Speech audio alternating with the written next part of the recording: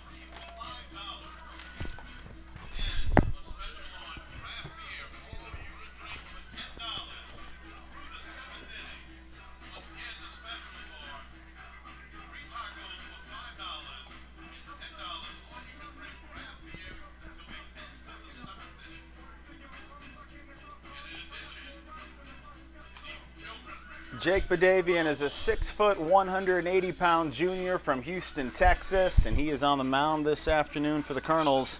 Badavian will make his 10th start of his first season with Nicholls. He's 1-6 with a 6.00 ERA. It's been an up-and-down season for Jake, but he has been brilliant at home. And in his last home start, Jake went 8 1/3 innings. He gave up 5 hits and 3 runs, and he personally ended Sam Houston State's 11-game Southland Conference winning streak. Jake Badavian has Brady Bell at third base, Joey Morales playing shortstop for the Colonels, Ethan Valdez is at second base, Gage Tier is the Colonel first baseman, Kyle Knopf, he'll work with Jake Badavian as the Colonel catcher today. It's Lee Clark in left field, Chet Niehaus in center field, and Zane Washington in right field. Our first pitch of the game is a changeup for a strike. And getting ahead against Phillip Ingram, it is essential considering the weekend that Phillip Ingram has had. 5 hits and 9 ABs for Ingram. He'll swing at the 0-1 pitch, knock it over to second base on 2 hops, and Ethan Valdez takes care of the flip to first. 1 down as Phillip Ingram grounds out, and that's the first time this weekend Ingram has been unable to lead off the game with a base hit.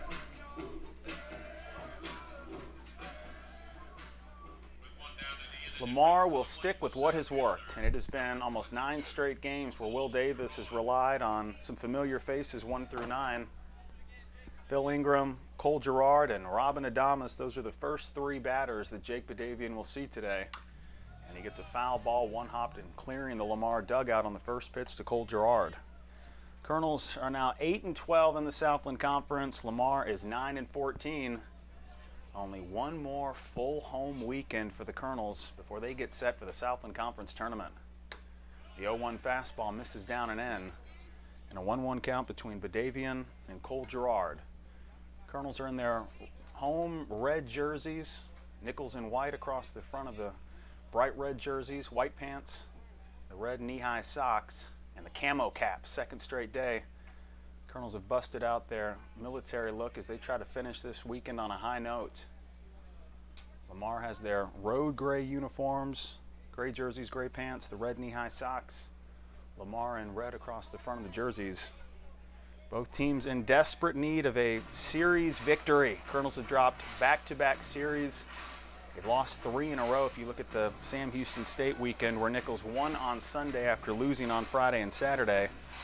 Different story for Lamar. They are 6-2 in their last 8 Southland Conference games, and they are suddenly a real threat to reach the conference tournament.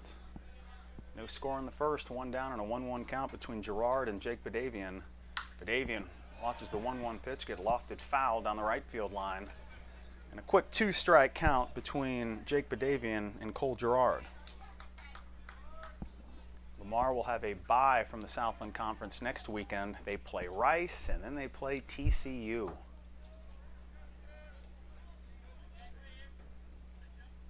One ball, 2 strikes, 1 away in the first. The 1-2 curve from Badavian. It leads to a strikeout, and Cole Gerard chasing the pitch out of the zone for the second out of the first inning. We've dealt with a couple doubleheaders the last few weekends because of typical southern spring weather, but a picture-perfect afternoon in Thibodaux today. We're at 81 degrees at first pitch, humidity at 42% with a northeast wind at 8 miles an hour. Wind blowing into right center field in today's game. Robin Adames, he'll chop at the first pitch and foul it off. First baseman for Lamar has turned his season around in the last 3 weeks, and it's continued into this weekend. Robin Adames went 5 for 6 on Friday. He was 1 for 3 last night. Base is empty as the 0-1 pitch. Line drive to right center field, but Nicholls is playing the shift perfectly. He's in right center for the catch. Colonel center fielder. He was ready for that opposite field line drive, and Jake Badavian has a 1-2-3 first inning. No score between the Colonels and Lamar on ESPN Radio New Orleans. He'll head home and slide safely. It's a 4-2 lead for the Colonels. RBI double Zane Washington. Get out of here. 7-4 Colonels. She said you're destined for the big time. And the Colonels have a 3-run lead against Mississippi State. Kyle Knopf continues to deliver. A 2-run ground rule double. Back-to-back ground rule doubles. And it's a 4-0 Nicholls lead. 1-0 pitch to Simon. A rocket shot down the left field line, and it's fair. Dane Simon hustling around first, chugging towards second. He'll make a wide turn, then get back to the bag. It's a leadoff double, and the go-ahead run stands at second base. Pitch Browns lines to the left. A senior stepping up to score the go-ahead run. Nicholls takes a 2-1 lead in the 8th inning. 2-2 pitch for a ground ball towards second. Ethan Valdez, you know what to do. Browns for 1, here for 2. A 4-6-3 double play, and there's 2 outs in the 9th inning. After a 1-2-3 start to this afternoon's game, Colonel offense looking to come alive in the bottom of the first inning. Lamar and Nicholls, game 3 of our 3-game series, and Jason Blanchard will look for his first win of his junior season. Jason Blanchard has been great for Lamar this season, but he's been a tough luck loser in a number of his 9 appearances.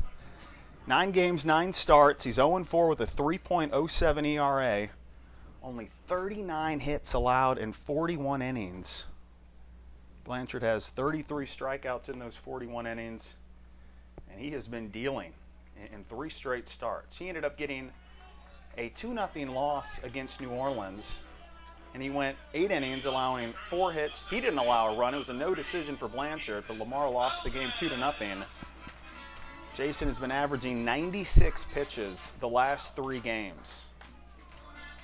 8 innings, 4 hits, no runs against New Orleans. He went 5 2/3 against A&M Corpus Christi and allowed 2 earned runs, 6 innings, 6 hits, and 2 runs in his last start against Abilene Christian.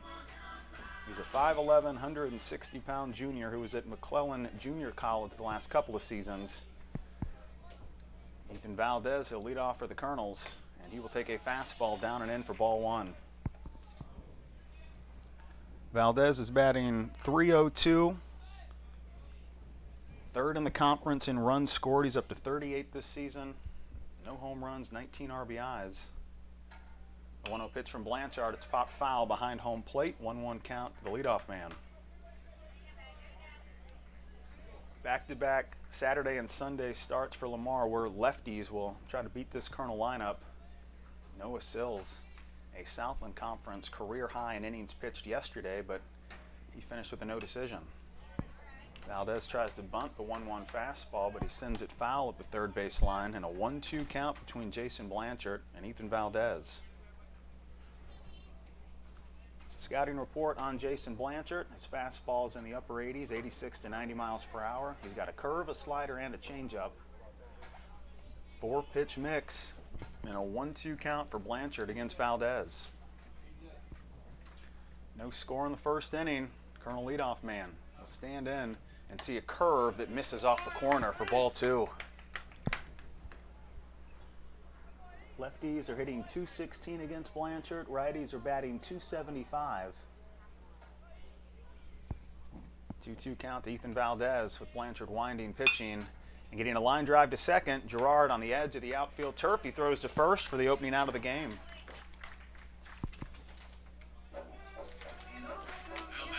We were tied at 1 late into yesterday's game before the Colonels exploded for 5 runs in the 8th inning. Lamar's pitching staff had an excellent start to yesterday's game, and Jack Dallas came in. He gets out of a bases-loaded jam in the 7th inning with 1 out, and then allows 5 runs in the 8th inning. Joey Morales, he gave the Colonels the lead in the 8th inning. He'll bat right-handed and take a ball down and in from Blanchard. Dane Simon led off the 8th inning with the double, and Joey Morales brought him home, but that was the first of 5 runs that scored. Now Morales will swing at the 1-0 pitch, go opposite field and drop it fair for a base hit. A big turn around first base. Morales heading for second, and he'll beat the throw for a 1-out double.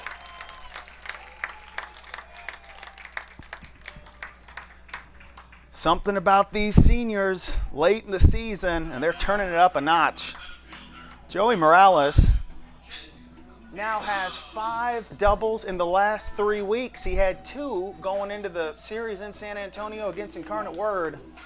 Bat second, get a lot of doubles. It's the recipe for success for Joey Morales. He's in scoring position for Chet Nicholls. Chet had a couple hits yesterday, brought home a run. Nicholls is 3 for 6 this weekend. He scored 3 runs. Coker playing in at third base. Lefty on lefty with the pitch to Nicholls, missing. Never mind, it's the corner. Delayed reaction, but it counts as a strike. Ignacio Acevedo calling balls and strikes this afternoon. Ken Langford is at first base. Doug McClure is at third base. No score in the first. Runner in scoring position. An 0-1 count between Jason Blanchard and Chet Nicholls. Nicholls is up to .325 in his senior season with the Colonels. And the 0-1 curve cuts across for a strike. Jason Blanchard, he's saving some special stuff for Chet Nicholls. Close call for a strike 1, and then what appeared to be an unhittable curveball. Now you've got an 0-2 count. Morales at second base, 1 away in the first. And Morales takes off as the curve is there for strike 3. Morales steals third, and McKinney throws it into left field. What a way to score the first run of the game.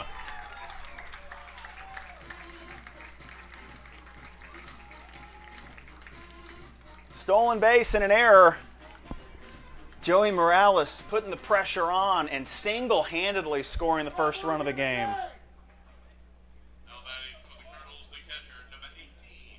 You get a 1-out double, and then on an 0-2 count, when you least expect it, it's Morales taking off for third.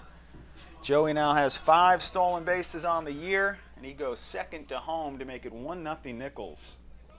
Kyle Noth will stand in with the bases empty. He'll swing and miss at the first pitch, strike 1. You feel for Chet Nicholls in that at bat.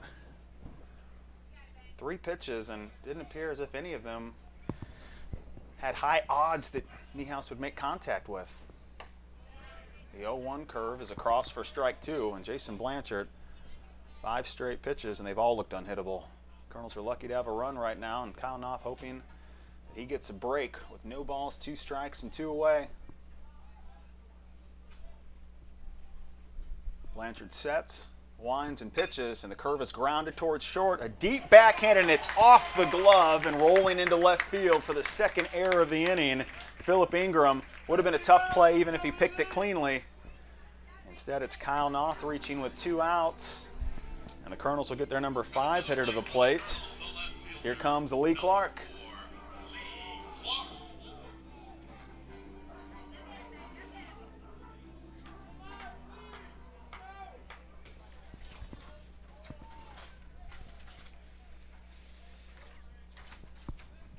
Lee Clark will take a first pitch fastball, and it's back on the corner for strike 1. Lamar has Cole Coker at third base, Philip Ingram at shortstop, Grant DeVore is the second baseman, and Robin Adamas is at first base. The 0-1 pitch, it's down and away and blocked nicely by McKinney. Chad McKinney starting all 3 games this weekend as catcher. 35th start this season behind home plate for McKinney. Avery George is back in left field for Lamar.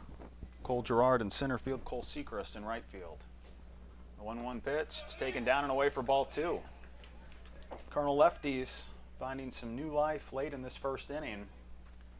A 1-0 Nicholls lead on 2 Lamar errors. And Lamar came into this weekend with the worst fielding percentage in the conference, but they've been really good until today. 2-1 pitch, it's popped up down the left field line. Here comes Avery George, charging, approaching, and catching right on top of the fair foul line. First inning closes with the Colonels leading 1-0. 1 hit, 1 run, 1 left aboard, and 2 errors for Lamar. Joey Morales making some magic happen. A 1-out double. He steals third and then comes home on the error from McKinney. Chad McKinney tried to pick off Morales at third, but he threw the ball into left field. Jake Badavian had a 1-2-3 first inning. The junior righty is back on the mound in the second inning with Nicholls leading 1-0 on ESPN Radio New Orleans.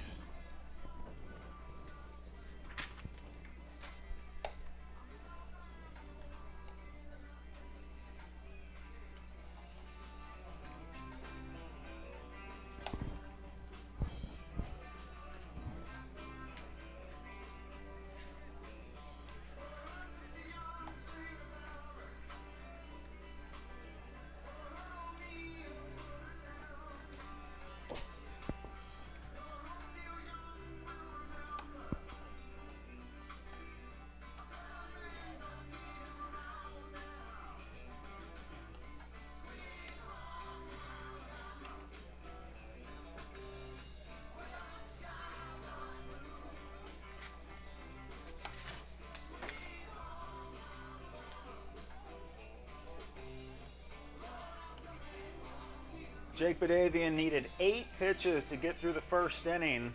Colonels have a 1-0 lead, and Badavian, he'll deal with Cole Coker, Logan Lejeune, and Cole Sechrist in the second inning. Cole Coker batting cleanup for the 3rd straight game this weekend. He is 1 for 8 against Nicholls after the Friday and Saturday stint against the Colonels.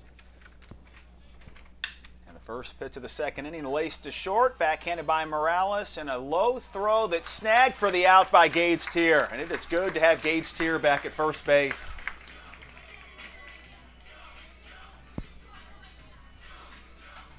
Colonels had 2 errors at first base on Friday, but Gage Tier, he's moved from third to first base in his senior season. Helps out Joey Morales. 1 pitch, 1 out to start the second. Logan Lejeune, freshman designated hitter. He'll take the first pitch down and away for ball 1. Lejeune is batting .271, no home runs, 14 RBIs. His 86th at bat of the season.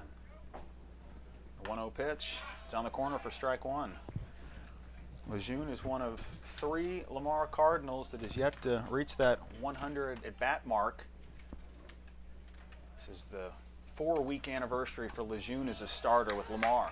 He will take a 1-1 fastball at the knees for strike 2. We said it yesterday with Avery George, with Logan Lejeune, with Cole Girard. 1-2 pitch misses down and away for ball 2. Those 3, what a turnaround Lamar has experienced. And Logan Lejeune, Cole Girard, and Avery George, you can pile on the credit to those 3. 2-2 pitch, it's snubbed foul at the third baseline. We'll keep the count at 2-2.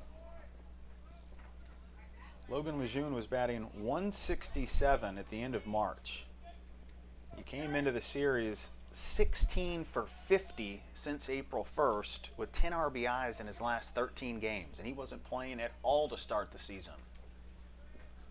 The 2-2 pitch. It's a breaking ball that misses upstairs for ball 3. Logan Lejeune has the highest walk rate on this Lamar Cardinal club. Now full count with one away in the second. The 3-2 pitch laced towards the left side of the infield. It's picked up by Bell at third. A high throw, and there's Tier to come up with the out. Gage Tier getting some stretching in as he reaches low and then high to take care of the first 2 outs of the second inning. Colonels have a 1-0 lead, and Jake Badavian has gone 5 for 5 to start this game. Cole Sechrest is back in right field for Lamar today. He's batting 6, and Jake Badavian sends the first pitch in, and it's popped up out of play behind home plate. Nice crowd still filing in to Ben Meyer Diamond at Didier Field. Afternoon baseball with the series on the line. Jake Badavian missing down and away for ball 1. Our final game in the month of April. Colonels are ready to make some memories in May and get back to the Southland Conference Tournament. A 1-1 pitch ripped into left field for a 2-out single, and Lamar has their first base runner of the game. Cole Sechrest. He was 0 for 5 in Friday's 16-run outburst for Lamar. Came back and was 0 for 3 yesterday. It's always scary when Sechrest gets a hit in his first at-bat. Opening week of the season, and then in the Texas A&M Corpus Christi series, he hit over 700. With 2 outs and a runner aboard, Grant DeVore will stand in and take the first pitch down and away for ball 1. We'll see how aggressive Lamar wants to be on the base paths today. Sechrest does not have a stolen base, but Lamar has been cautious when they do have base runners on. The 1-0 pitch, it's up and in. Now a back pick opportunity. Knopf, quick throw up the first base line, but Sechrest slides safely. And you can see that Kyle Knopf has some urgency in his mind as he tries to let these Lamar base runners know that he is paying attention. 2 outs, 2-0 count.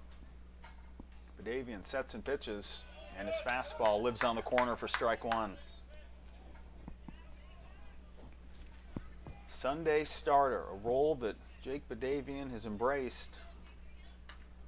Best start of his junior season in his last home start against Sam Houston State. Jake had to pitch on Saturday last weekend. Colonels had their doubleheader in Southeastern, and a lot of rain on Sunday forced the alteration of the schedule. 2-1 pitch is cranked foul down the left field line, and now a 2-2 count. The sinker is the story for Badavian. When it works, it has been a big contributor to the 43 double plays that the Colonels have turned this season. Nicholls is a top 10 team in the country at turning double plays. 2 outs, 2 strikes, 2 balls. The pitch from Badavian, fly ball to right center field. Running after it is Zane Washington and Chet Niehaus, and it's Washington in right center securing the 3rd out of the inning. A 2-out single by Cole Sechrest, but he is stranded. DeVore flies out, and the Colonels have a 1-0 lead after 1.5 innings on ESPN Radio New Orleans.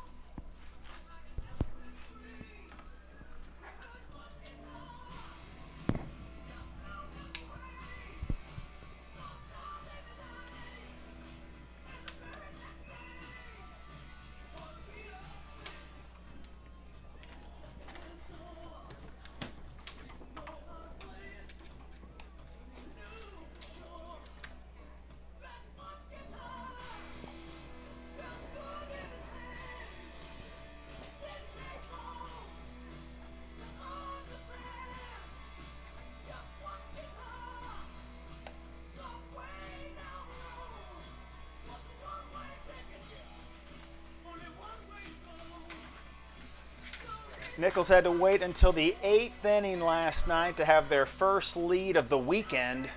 It's 1-0 Nicholls in the bottom of the 2nd inning against Lamar. Joey Morales, a one-out double in the 1st inning. He stole third, and on the throw from home to third base, the ball skipped into left field. Morales was able to cruise home, and Nicholls is enjoying a 1-0 lead. With the Colonels ready to send Zane Washington, Dane Simon, and Gage Tier to the plate.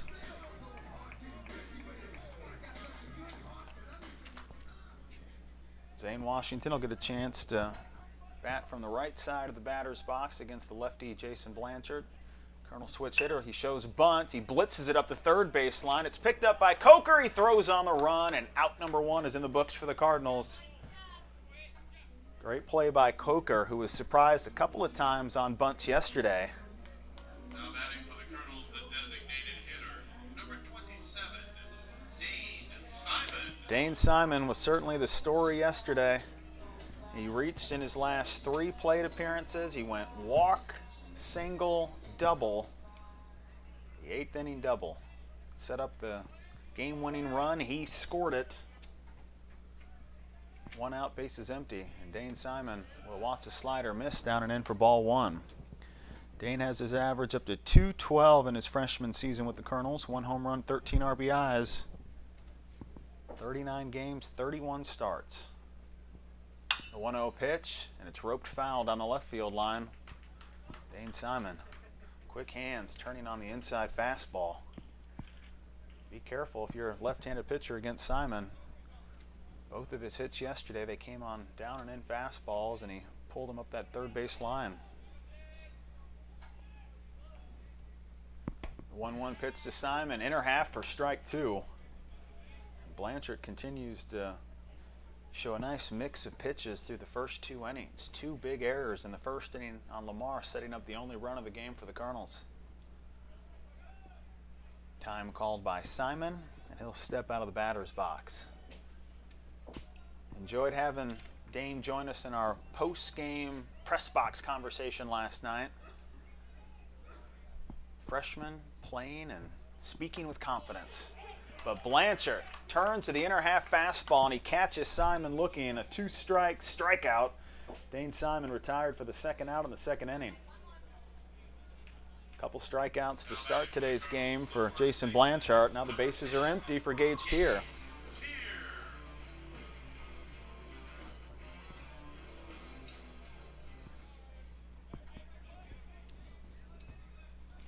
Two outs in a 1-0 game. Gage Tier hitting .232 on the season, and he'll take a fastball for strike 1.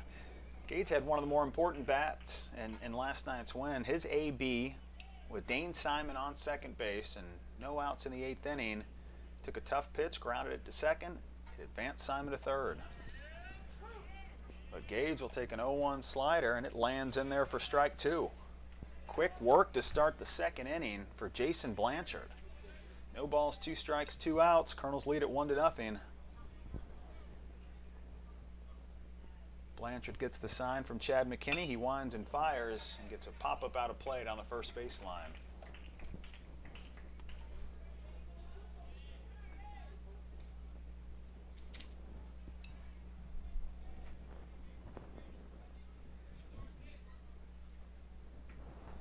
The 0-2 from Blanchard, and a foul ball nubbed off the left foot of Gage Tier. Jason Blanchard has been living ahead of these Colonel hitters since Joey Morales' 1-out double in the 1st inning.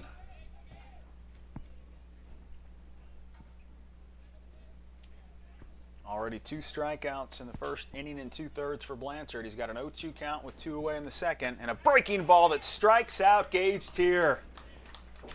With the exception of the 1-out double in the 1st inning, a flawless start to this afternoon's game from Jason Blanchard. Colonels still lead it 1-0, but a 1-2-3 2nd inning with Washington grounding out. Simon and Tier both strike out. Colonels lead it 1-0. We're off to the 3rd on ESPN Radio New Orleans.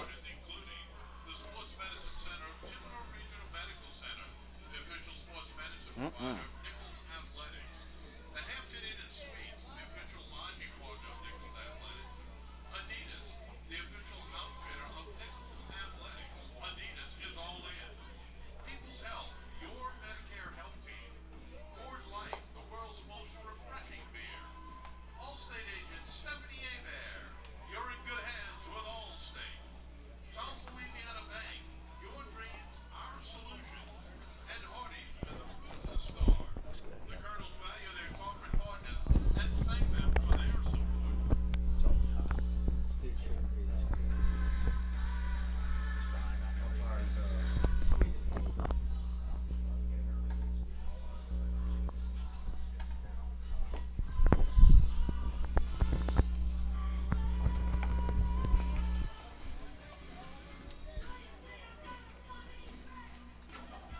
Colonels enjoying a 1-0 lead on a Sunday afternoon in Thibodaux.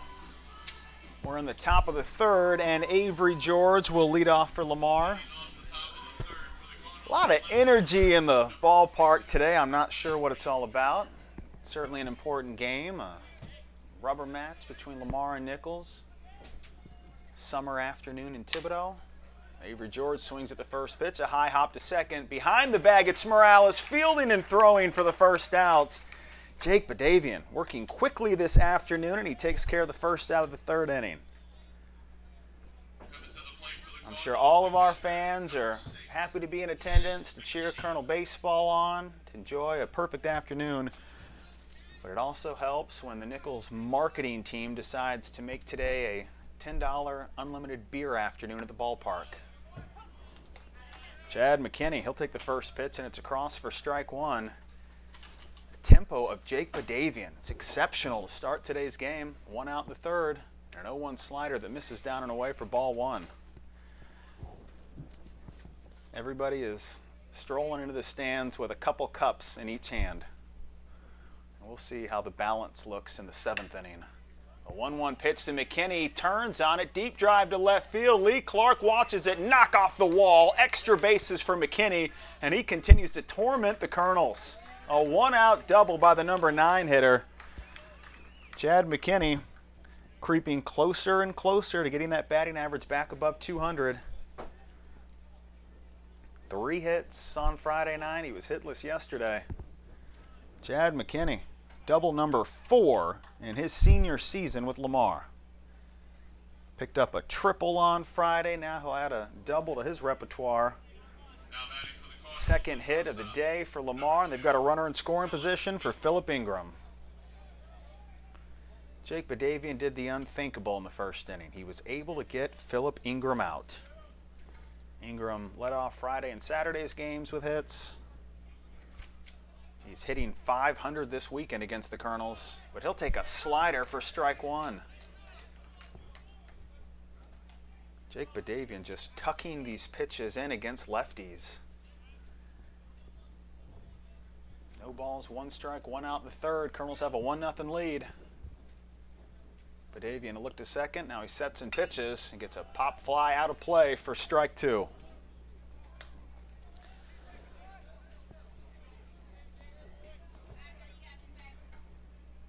Philip Ingram has reached base safely in 23 straight games for Lamar, and he's got the top on-base percentage on the team. No balls, 2 strikes, 1 out. It'll be tough for Chad McKinney to score if it's just a single for Ingram. Colonel's hoping that slow speed at second base will prevent a game-tying run from being scored here in the second inning. No balls, 2 strikes, 1 away, and the pitch from Badavian is outside for ball 1. Colonel defense has been the story the last couple of days. Kept the game close, and yesterday's win by allowing Caden Hatcher to get out of a first and third situation in the opening inning where there were no outs, and Robin Adamas was at the plate. And Adamas had 5 hits on Friday, but he grounded into a double play, no runs scored. A 1-2 pitch, it's golfed down the third base line, it'll reach the seats. 1 ball, 2 strikes, 1 away. A 1-out double to get the third inning started for Chad McKinney, and he still stands at second base. A lot of umbrellas are out in the stands down the first base and third base side, plenty behind home plate.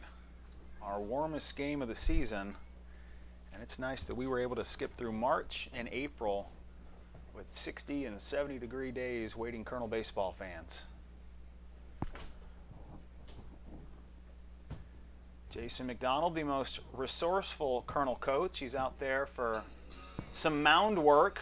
We had a patch of turf that decided to joyride, and at the end of Jake Badavian's pitch on the 1-2 delivery to Philip Ingram, he kind of stumbled off the mound, and Coach Mack had to run out there, bring some Gorilla Glue, and tend to the far edge of that tan surface.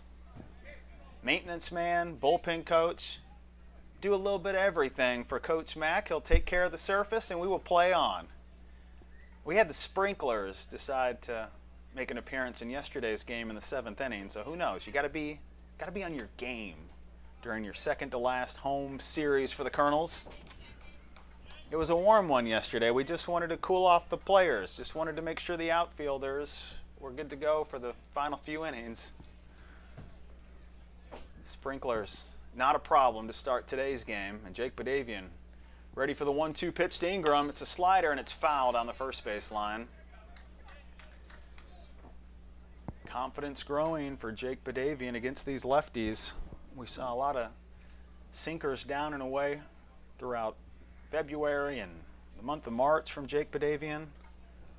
But the problem against these left-handed hitters, if you miss with the sinker, it's a nice fatty that'll be over the middle of the plate, and a lot of extra base hits came off that pitch. Now a 1-2 fastball misses down and in for ball 2. Phillip Ingram, this is why he leads Lamar in on-base percentage. He came into the weekend with 14 walks in his last 12 games, and he is battling. Chad McKinney on second base for Lamar. Cardinals trail the Colonels 1-0 in the third. 2 balls, 2 strikes, 1 out. Jake Badavian against Phillip Ingram. The 2-2 pitch, rope towards second base. A nice pickup, and Ethan Valdez, the toss to first for the second out of the inning. McKinney can move up to third base, but the Colonels will concede it. They have 2 outs, and here comes Cole Girard. Cole Girard struck out in the first inning. He still has the top batting average for Lamar, and he is approaching a point in this season where he will be eligible. He'll have enough at-bats to be eligible for the batting average title in the Southland Conference. Girard shows bunt. He pulls it up the second baseline. Picked up by Valdez. His throw is off the glove of Tier, and it hits on top of the Colonel Cooking Crew banner. Advancing to second base is Girard. He brings home the first run of the game for Lamar. Ethan Valdez, he had to hustle on that throw, and after it ricocheted off the glove of Gage Tier, that ball went for a joyride. It ends up rolling towards the bounce house behind the first base grandstands. Lamar putting some pressure on the Colonels. Cole Girard brings home the first run of the game. And Chad McKinney, how big was that 1-out double? Now Girard is at second base. And Jake Badavian has to deal with Robin Adames.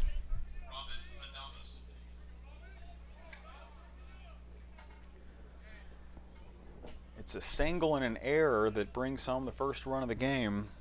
Girard will get credit for his 17th RBI of the season. Righty on righty between Badavian and Robin Adames. And a fastball that cuts up and in for ball 1. If you heard our post-game interview with Caden Hatcher last night, we were able to get Caden to talk about his last at-bat with Robin Adames. It was almost as if there were only 2 people in attendance in last night's game with the way that last at-bat played out. A 1-0 fastball, it misses down and in for ball 2. At least in Robin Adames and Caden Hatcher's world, there were only 2 people in attendance. Those 2 were locked in on one another. Robin didn't step out of the batter's box for the entire at-bat. He just stood in there and stared at Caden Hatcher in between pitches. That's why we love college athletics. And Caden wasn't having any of it. They were trying to rattle Caden Hatcher, as all teams will try to do late in the game. But Caden Hatcher, he kept his composure, and he was able to get the first home complete game in his Colonel career. You can be friends after hours, but in between those lines, everybody's here for the same reason, and that's to win. We're tied at 1, third inning, 2-0 count with 2 down. The pitch from Badavian, it misses outside to Adames, and a 3-0 count against a Lamar Cardinal slugger that is a full-time green light resident. He doesn't even have to look up that first base or third base line. He knows what his coaches will ask him to do in these situations. If he gets a pitch that he can do on 3-0, he will. And he'll swing and miss at a 3-0 slider. Jake Badavian understanding exactly what the MO is for Robin Adames. challenged him down and away, and now a 3-1 count to Robin.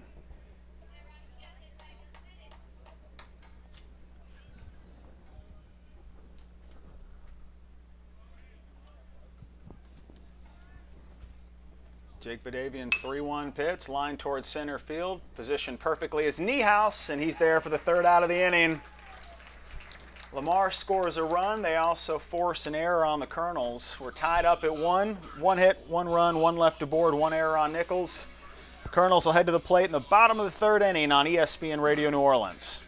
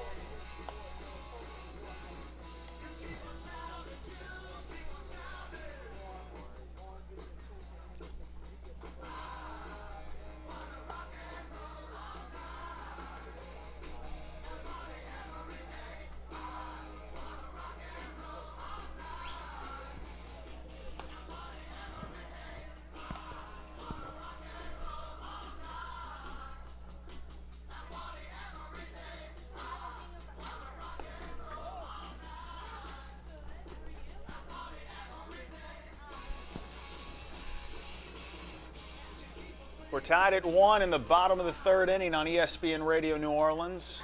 Lamar with 3 hits, but they've also committed a couple of errors.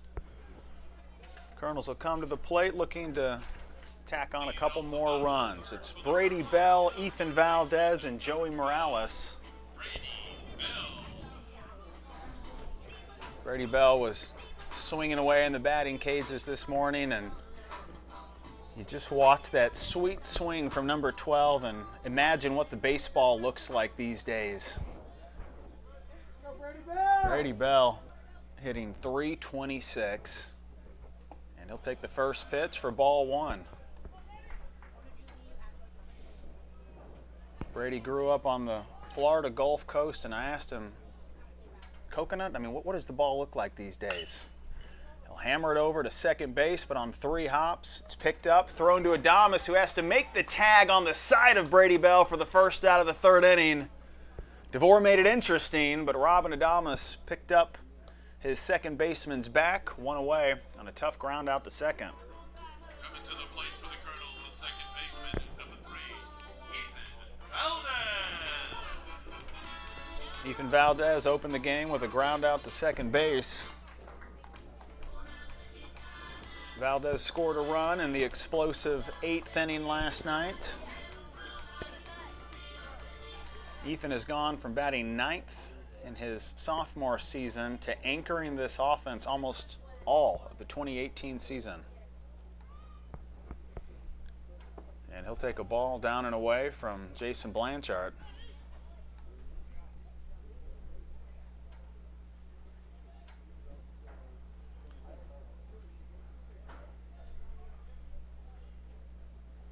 Jason Blanchard's 1-0 pitch. It's across for strike 1. No one sees more pitches on this Colonel roster than Ethan Valdez. In 3 years with the Colonels, he has an even walks, hit by pitch, and strikeout ratio. And he'll take a fastball across for strike 2. He came into the weekend with 81 walks and hit by pitches and 80 strikeouts. He will compete every single at bat, even when he's got a couple strikes to deal with. 1 out and a 1-2 pitch from Jason Blanchard. Curveball grounded into left field. Diving at third base was Coker. He can't get his glove on it. Ethan Valdez doing what he does best, fighting off a 1-2 pitch, lining it to left, and now Joey Morales has his buddy on the base paths.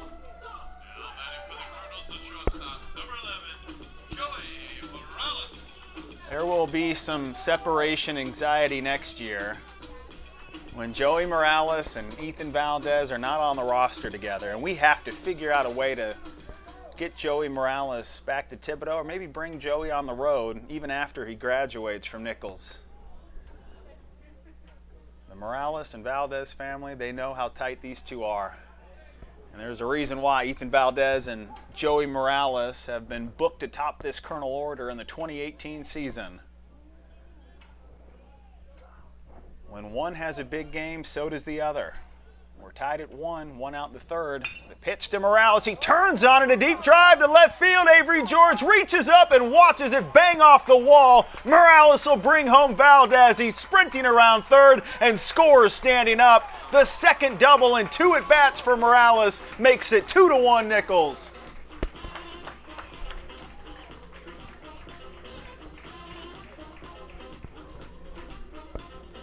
Joey Morales, he just deals and doubles. Now batting for the Colonels, the center fielder, number 5, Chet Nicholls. Colonels have a 2-1 lead. They've got their number 3 hitter at the plate. And if you're Chad McKinney behind home plate, you're sweating for the Lamar Cardinals.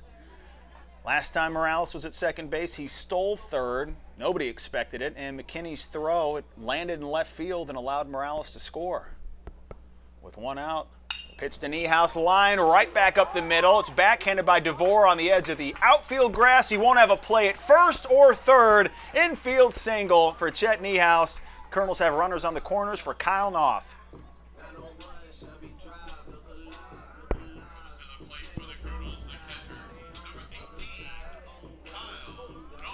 Three straight hits for the Colonels.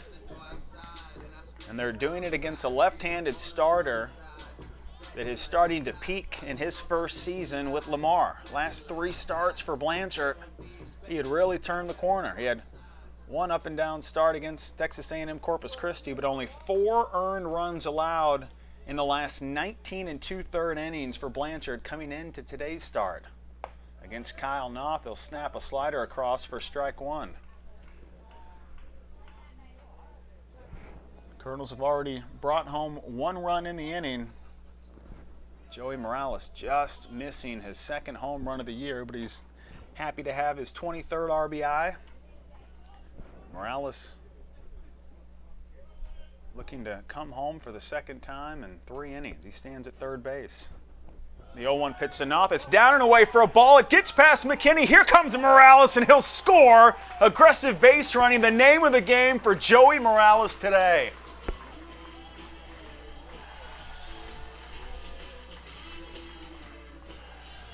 Nicholls advances to second, and the paranoia is real for Chad McKinney. McKinney did a good job blocking the ball at first glance, but then he looked up the third base line just to keep an eye on Morales, and by the time he looked back down, the ball had already rolled up the first base line. No hesitation for Morales. He's taken away some RBIs from his hitters today, but it's all good. He scored 2 runs. And Nicholls is going to try to sneak over to third, but Blanchard pivots away, throws to third. We've got a rundown. Nicholls being chased back to second, and he gets tagged by Ingram. Nicholls is out at second base, and that was a deadly turn and pivot from Jason Blanchard. It's one way to get out of a jam after you've allowed 3 straight hits, and a wild pitch brought home the 3rd run of the game. Bases are now empty, and Kyle Noth, Colonel cleanup hitter, he has a 1-1 count, 2 outs. Colonel's leading it 3-1. Blanchard gets the sign from Chad McKinney. He winds and pitches and misses down and away for ball 2. Colonels have to head to the state of Texas next weekend to play SFA. A big Sunday series finale between Lamar and Nicholls this afternoon, and Jason Blanchard hits the corner with a fastball to make it 2-2.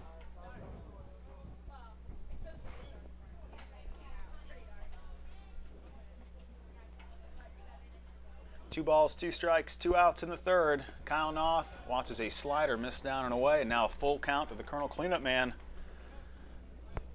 Kyle was able to reach on an error in the 1st inning on a ground ball to Ingram at shortstop. And now he has the count full. Southpaw on lefty. A 3-2 pitch that misses outside for ball 4. And Kyle Noth has drawn the 3rd walk in the last 2 games against a Lamar pitcher.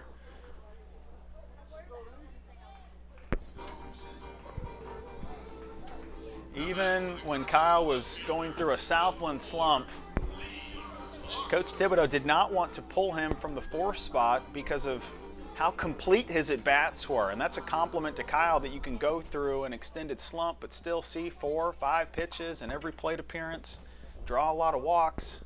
He's on first for Lee Clark, who swings and accidentally fouls the first pitch up the third base line. Lee tried to bring that bat back. Too late, contact was made, and now it's an 0-1 count. Lee Clark is now hitting .260 in his senior season, 4 home runs, 37 RBIs. He is up to 15 doubles on the year, and he'll take an 0-1 fastball down and in for ball 1. There is nothing better, especially in our shoes, there's just nothing better than watching veteran players turn the corner and then produce at an incredible clip to close out their careers, and that is certainly what Lee Clark is doing. He'll take a 1-1 fastball, and it's on the corner for strike 2. Lee was batting in the 220s. He was at 230 heading into April.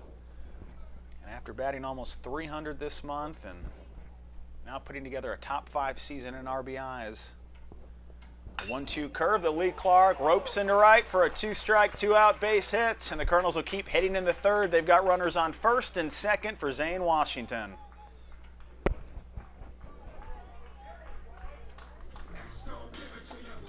Lee Clark brought home the 5th and 6th runs of last night's game when he had a 2-run double off the wall in center field. Zane Washington now has an opportunity to bring home some runs in the 3rd inning today. 2 outs, runners on 1st and 2nd. Colonels have already plated a couple in the inning. Zane tried to drop a bunt down the 3rd base line in his first at bat, but Cole Coker read it perfectly and came up with the out. Pitch to Zane Washington. It's in the turf for ball 1. And the erratic pitching from Jason Blanchard in the 3rd inning, it's causing some concern with the Cardinals. They'll start to warm up their bullpen. Now time called as Lamar will assemble on the mound and try to figure out a way to get through this 3rd inning. Even though we are all rivals in the Southland Conference, and teams in Texas, Louisiana, and Arkansas will spend every single day trying to figure out a way to beat one another, you have to celebrate the success in this league. And yesterday, and even today, there has been a lot to recognize and celebrate with the NFL draft and all of the Southland Conference recognition we are receiving. We've got a 2nd round, a 4th round, a 6th round selection. PJ Hall, we're also happy for you. You're a 2nd round pick of the soon-to-be Las Vegas Raiders. It's great that PJ Hall's college career is over. He has been destroying quarterbacks for the last 4 years at Sam Houston State. Zane Washington, he'll swing at the changeup down and away for strike 1, and now a 1-1 count. PJ Hall, the 57th pick in the 2018 NFL Draft. And then John Franklin from SFA, he gets selected yesterday by the LA Rams in the 4th round. Tremont Smith gets selected by the Kansas City Chiefs. A banner day in the Southland Conference for NFL prospects and SLC football players. The 1-1 pitch is across for strike 2 to Zane Washington. And now a 1-2 count, 2 outs, a 3-1 lead for Nicholls. They scored a run in the 1st. They've tacked on a couple more in the 3rd. Already 4 hits in the inning for the Colonels. The 1-2 pitch to Washington. It's a strikeout. Fastball down and away. 4th strikeout in the first 3 innings for Blanchard. Colonels come up with 2 runs on 4 hits, 2 left aboard, no errors for SFA. Nicholls, a 3-1 lead on ESPN Radio New Orleans. Completed at the play. It's Nicholls 3, Lamar 1.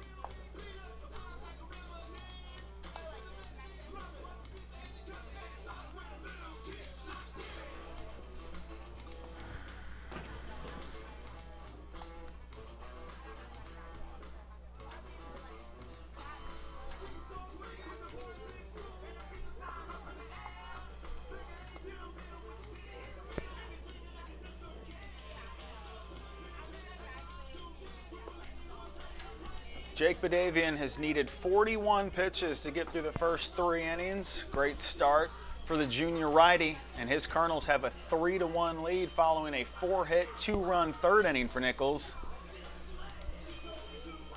Scoreboard watching is real in late April and into early May. And considering where the Colonels and Cardinals sit in the Southland Conference standings, your first priority is always to control what you can. But both teams are hoping for some help from across the conference today. Cole Coker will stand in and take a ball down and in to open up the 4th inning. Coker sent a ground ball to shortstop that Joey Morales fielded and threw to first for the opening out of the 2nd inning. And now a 1-0 sink misses off the plate for ball 2. The sink fastball for Jake Badavian. It has been a deal breaker for Lamar through the first 3 innings. The 2-1 pitch is fouled into the screen. 2-1 to the cleanup man. Third baseman for Lamar, still trying to get going this weekend. No hits yesterday. And now a 2-1 pitch that he lines into right center field. A leadoff single for Cole Coker. He'll make the turnaround first, but Chet Niehaus gets the ball back to second. And Coker will happily hold at first base as he becomes the first Cardinal to lead off an inning with a base hit today.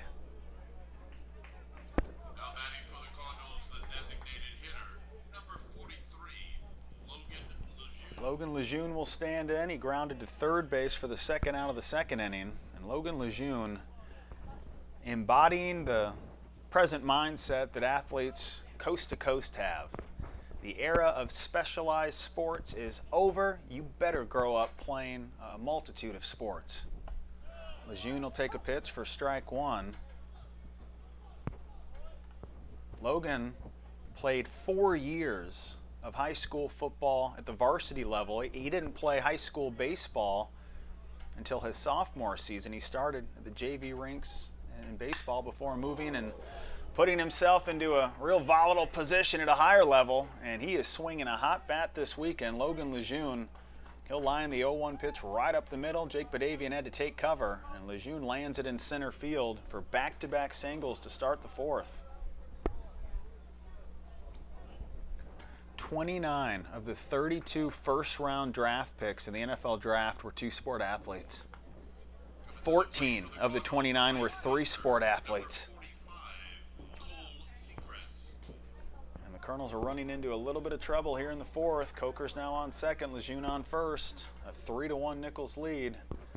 But here comes Cole Seacrest, and after starting the weekend 0 for 8, he singled with 2 outs in the 2nd inning. Freshman from the Woodlands, Texas. He'll watch Badavian step off the rubber and prepare for this next pitch. Mike Leal opened the season in right field. Chase Kemp has also played some right field for Lamar. But it's become Cole Seacrest's position the last few weeks. Jake Badavian, he'll turn to the sink and miss it down and away for ball 1. Jake Badavian, a one-track mind right now. Get a double play ball and let Joey Morales and Ethan Valdez go to work. Colonels just scored 2 runs in the bottom of the 3rd. They lead it 3-1 in the 1st. Runners on 1st and 2nd, no outs. And the 1-0 pitch from Badavian, line drive to second. Valdez leaps, secures, throws to second. But getting back in time is Cole Coker. Everybody's safe, but Ethan Valdez taking away a base hit from Cole Seacrest. The anticipation and athleticism from Valdez at second. Now it's up to Grant DeVore for Lamar to try and produce some runs here in the 4th inning. A cautious sequence of events, and the Colonels will turn to Zach Butler. They'll send their pitching coach onto the mound to meet with Jake Badavian before Grant DeVore stands in. DeVore was a 3rd-team All-Southland Conference selection last year, and he was one of the best hitters in all of baseball at the D1, D2, the D3 level. DeVore was one of the best in the business at not striking out. He finished last year 11th in the country in strikeout ratio. 162 at-bats, and he struck out just 10 times. It's hard to follow a junior season of success and replicate it your senior year, but DeVore has been equally as good this year at putting the ball in play. Only 22 strikeouts and 137 at-bats.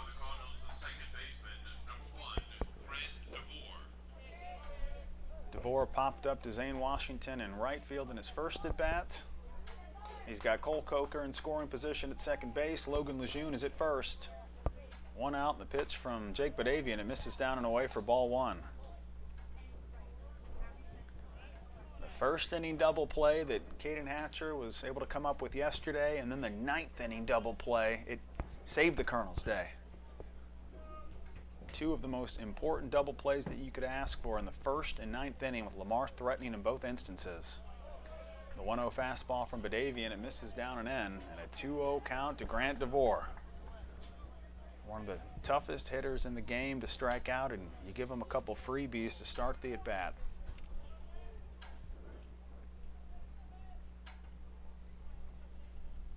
DeVore is waving that bat back and forth over his right shoulder, and he'll finally call time, strap those batting gloves back in, and put his Nike cleats in the far back right corner of the batter's box. Right-handed hitting second baseman. He wears number 1 for Lamar. Runners on first and second with the Colonels leading 3-1. Jake Badavian, 2 balls, no strikes. He sets and pitches, and the fastball, it hits the corner for strike 1. DeVore is making his 18th Southland Conference start this season. Didn't get the start, didn't get to play in 6 earlier games in SLC play for Lamar, but you can expect to see him at second base for the rest of the year. The 2-1 curve, it comes across for strike 2, and this has been the story of Jake Badavian's day. He's run into some turmoil here and there, but he continues to close strong, and even after falling behind DeVore 2-0, he comes back with back-to-back strikes, now has a 2-2 count. Grant DeVore trying to bring home some runs, Badavian looking for the double play ball. The 2-2 pitch, a grounder towards second. Tough play for Valdez. He gets 1 at second. Morales won't have a play at first, but the Colonels get the second out of the inning, and there's now 2 down for Avery George. Smart baseball between Ethan Valdez and Joey Morales.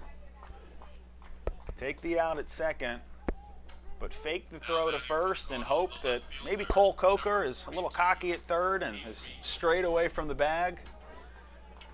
Cole Coker, smart base running, stayed close to third, and he knew exactly what Joey Morales was trying to do. 2 outs, runners on first and third. Avery George grounded out to shortstop in the 3rd inning.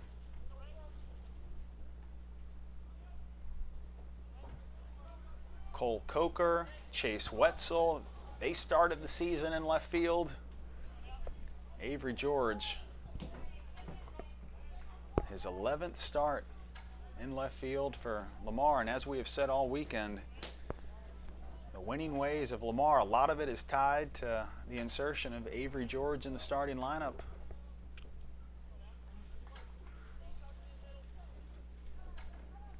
Avery George sees a sinker, and it hits the corner for strike 1. Lamar is 7-3 with Avery George in the starting lineup, and he is batting .300 against righties this season. Had to wait 2 months until he was able to get on the field. He'll take the 0-1 pitch, and it misses down and away for ball 1.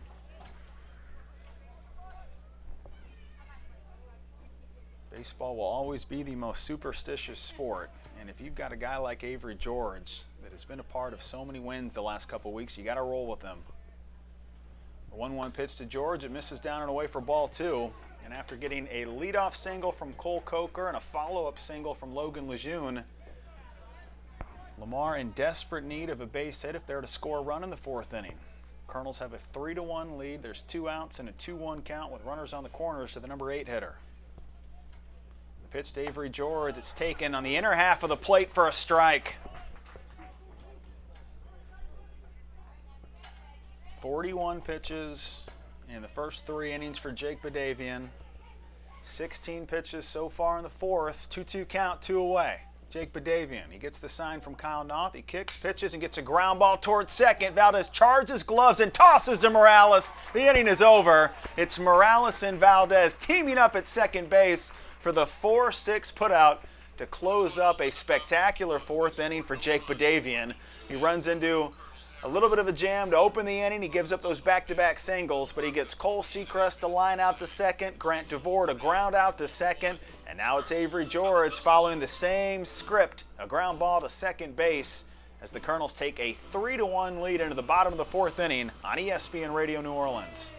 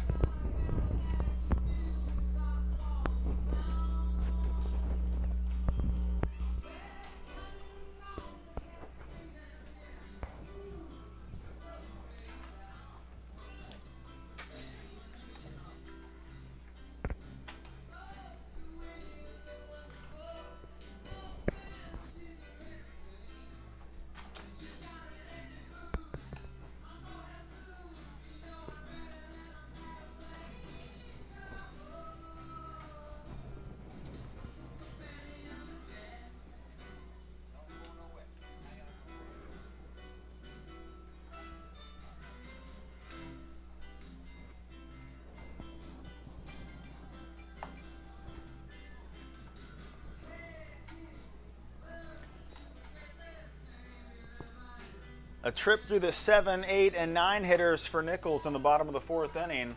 Colonels have a 3-1 lead. Already 5 hits in the first 3 innings for Nicholls against Jason Blanchard. Jason Blanchard, a lot of success in the 2nd inning against Dane Simon, Gage Tier, and Brady Bell. Back-to-back strikeouts against Simon and Tier. And Blanchard is already up to 4 strikeouts. It's been his saving grace through the first 3 innings. Colonels had 4 hits in the 3rd inning, and it all started with 1 out. Nicholls had to play 17 innings this weekend until they had their first lead against Lamar, and after finishing with a 6-1 win yesterday, offense, they came to play again on a Sunday afternoon. Dane Simon will take the first pitch from Blanchard. It misses down and in. Simon is batting .210, 1 home run, 13 RBIs. Couple hits yesterday, and he is back in the starting lineup for the 2nd straight game. And he'll take a 1-0 fastball, and it's in at the knees for strike 1.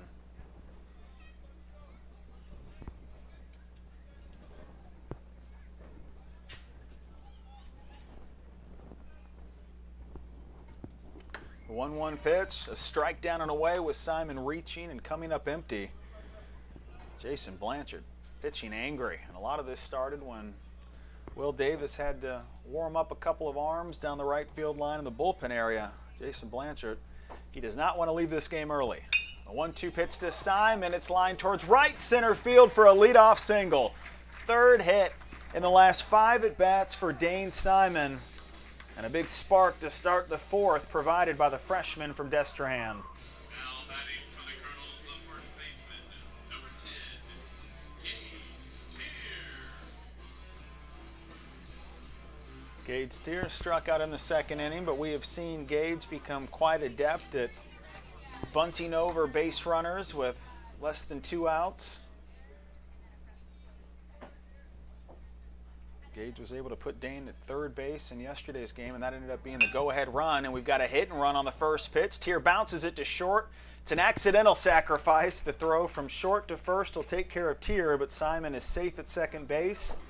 And Brady Bell has a runner in scoring position with 1 out in the 4th. Now batting for the Colonels, the third baseman, number 12, Brady Bell. Brady Bell and Chet Niehaus are going toe-to-toe with one another to see who will end up leading the team in batting average. Brady Bell has occupied that top spot for a long time, but he's got Chet Niehaus offering some late competition. Niehaus is batting .324, and Brady Bell now standing at .325. Runner in scoring position for Bell as he takes the first pitch down and away for ball 1. Now these are facts of life that certainly don't matter to the players.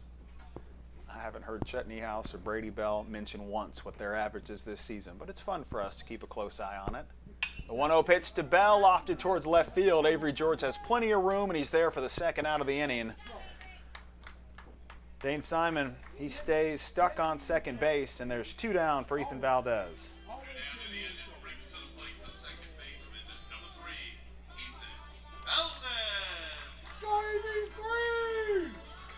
EV3 receiving a lot of love from his hometown fans. Ethan Valdez a single in the 3rd inning, and he is ready for an RBI. Runner on second, a 2-run Colonel lead. Bottom of the 4th inning, and Chad McKinney understanding the urgency of this situation. The Cardinal catcher, he calls time and strolls to the mound to have a quick word with Jason Blanchard. Jason Blanchard, he cruised through the 1st and 2nd inning, gave up 4 hits in the 3rd, and after giving up the leadoff single to open up the 4th, gets a ground out to short and a line out to left field. And now Lamar really wants to debate and discuss this situation. We'll take a quick pause as Cardinal coaching staff will assemble on the mound, and Will Davis, a little bit of a surprise. Jason Blanchard will not get a chance to finish up this 4th inning. A call to the bullpen for Lamar. Jason Blanchard, his day is done after 3 2/3 innings of work. He pitched 19-plus innings his last 3 starts. He'd only allowed 4 earned runs in his last 3 SLC games. But the Colonels are able to score a couple of earned runs off of Blanchard. The first run of the game was unearned. Nicholls has a 3-1 lead against Jason Blanchard and Lamar. There's 2 outs in the 4th inning. And Ethan Valdez will see a new Cardinal pitcher when we return to Didier Field. Pitching change from Thibodeau on ESPN Radio New Orleans.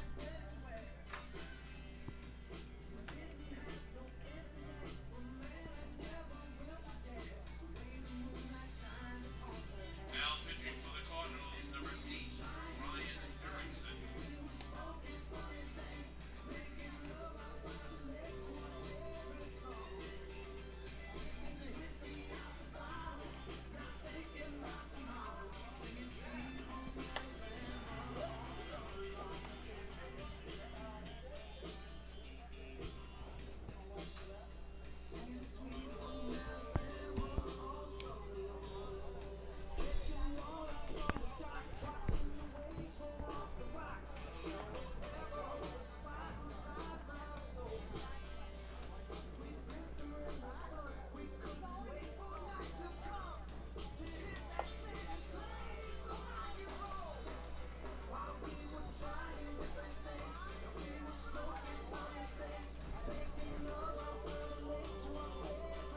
Ryan Erickson is a 6-foot, 175-pound junior for Lamar, and he will make his debut against the Colonels this weekend.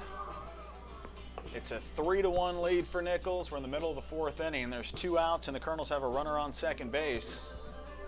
Jason Blanchard, he is hoping that Ryan Erickson can keep Dane Simon away from home plate. As it stands, Jason Blanchard went 3 2/3 innings. He gave up 6 hits, 3 runs, 2 were earned. He did have 4 strikeouts, but a pair of doubles offered to Joey Morales that did him in, and Jason Blanchard is pulled with 2 outs in the 4th inning. Erickson was brought to Lamar to play outfield. Made a couple of appearances in relief last year, but he has become a durable, versatile arm out of the pen this season for Lamar, and he is in contention for reliever of the year in the Southland Conference. He has a 1.26 ERA in 35 2/3 innings. He had gone 6 straight appearances, 6 long appearances without giving up a run until Southern scored on him on the 12-10 Wednesday win for Lamar. And his first pitch of the day, it almost clips Ethan Valdez. Valdez had to lean back. He takes it for ball 1. Erickson will give you a lot of strikeouts. He's got 48 in 35 2/3 innings. And in his last Southland Conference appearance, he had 5 strikeouts to get 5 outs. The 1-0 pitch to Valdez, a rocket towards center field for a base hit, and the Colonels are ready to score the 4th run of the game. They will.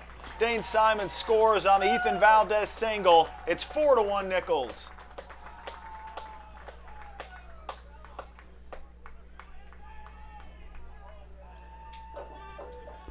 Dane Simon scored the go-ahead run yesterday. He's reached 4 times in the last 2 days. And he scores the 4th run of our Sunday series finale. And this is big for Dane Simon. Colonels will make the trip to Texas on Tuesday. They'll play Prairie View A&M on Wednesday. And then it's 3 games in Nacogdoches, and you can bet that Dane Simon has booked himself a spot as the designated hitter for next weekend's series. Joey Morales, he'll take the first pitch down and away for ball 1, and it's the first time we'll see Joey Morales swing as a lefty. Colonel switch hitter, 2 for 2 with 2 doubles against Jason Blanchard. Morales is hitting just under 300 as a lefty. And the 1-0 pitch to him, it's lined towards left center field. Joey Morales watches as Avery George misses on the slide, and this is going to allow Valdez to go from second to third. Ethan Valdez still running, still scoring. He goes from first to home to make it 5-1 Nicholls, and Joey Morales back at second base for the 3rd time today.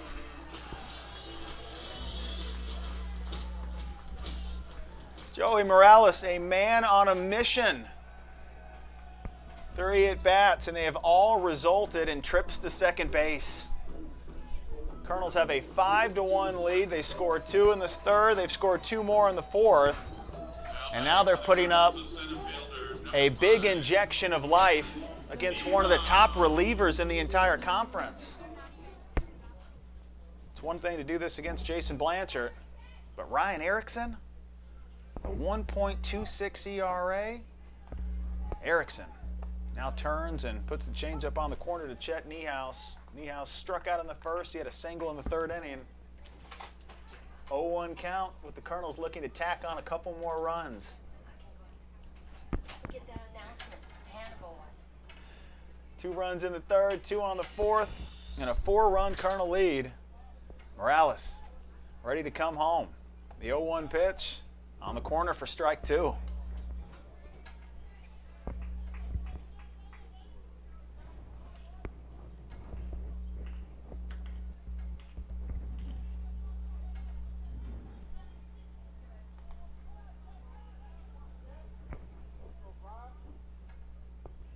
The 0-2 pitch from Erickson and a pop fly up the 3rd base line. It's into foul territory. Here comes Cole Coker, and he takes care of the 3rd out of the 4th inning. But another explosive performance by the Colonel Bats. 3 hits, 2 runs, 1 left aboard, and no errors on Lamar. Colonels have scored 5 runs in the first 4 innings, and they lead Lamar 5-1 on ESPN Radio New Orleans.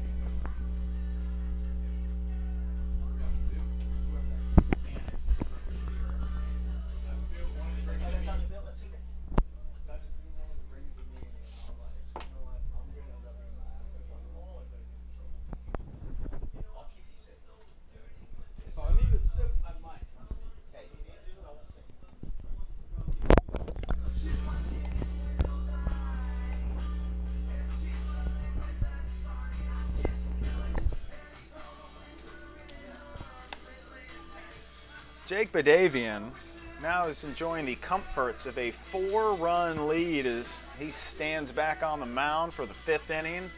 It's Nicholls 5, Lamar 1. I'm not sure if Joey Morales showed up at the park understanding just how important he would be in this Sunday series finale. It's always important to have your senior shortstop step up, but Joey Morales has gone next level against Lamar today. 3 at-bats, 3 hits, 3 doubles, and a couple RBIs for Joey Morales. We're off to the 5th, where Jake Badavian's first pitch of the inning, it misses up and in for ball 1. Chad McKinney, he'll lead things off for Lamar. The number 9 hitter had a double with 1 out in the 3rd inning. The 1-0 pitch from Badavian, a high pop-up, first base side. Gage Tier will head towards the Lamar dugouts, but no play to be made as it lands in the stands. Strike 1 to Chad McKinney. Jake Badavian was almost able to get out of the 3rd inning unscathed, but Cole Girard had an RBI single to bring home McKinney. That is the one and only run that Lamar has been able to score this afternoon. The 1-1 pitch to McKinney, line towards 3rd. Brady Bell knocks it down, picks it up, the throw across the diamond, and plenty of time for the out. Make your body a shield.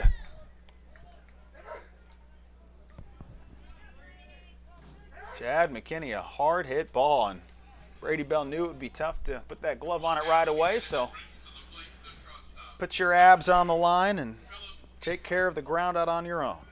1 down, here comes Phillip Ingram. An 0 for 2 day for Phillip Ingram. And the shortstop will take a fastball in the corner for strike 1. Still hard to believe we have seen 2 full at-bats for Phillip Ingram and he doesn't have a hit. And Jake Badavian would certainly like to continue his success story against the left-handed hitting shortstop. And he gets another ground ball to Ethan Valdez, the 3rd 4-3 putout against Phillip Ingram this afternoon. 2 outs in the 5th inning. Badavian watched Phillip Ingram punish the Colonels with 5 hits in the last couple days, and Jake Badavian trying to learn some of those long lessons that Alex Ernestine and Caden Hatcher had to deal with yesterday. 2 down, bases empty. Cole Girard, he bunted home the first run of the game in the 3rd inning. 2 outs, bases empty, Colonels up by 4. And Cole Girard will take a fastball in the corner for strike 1.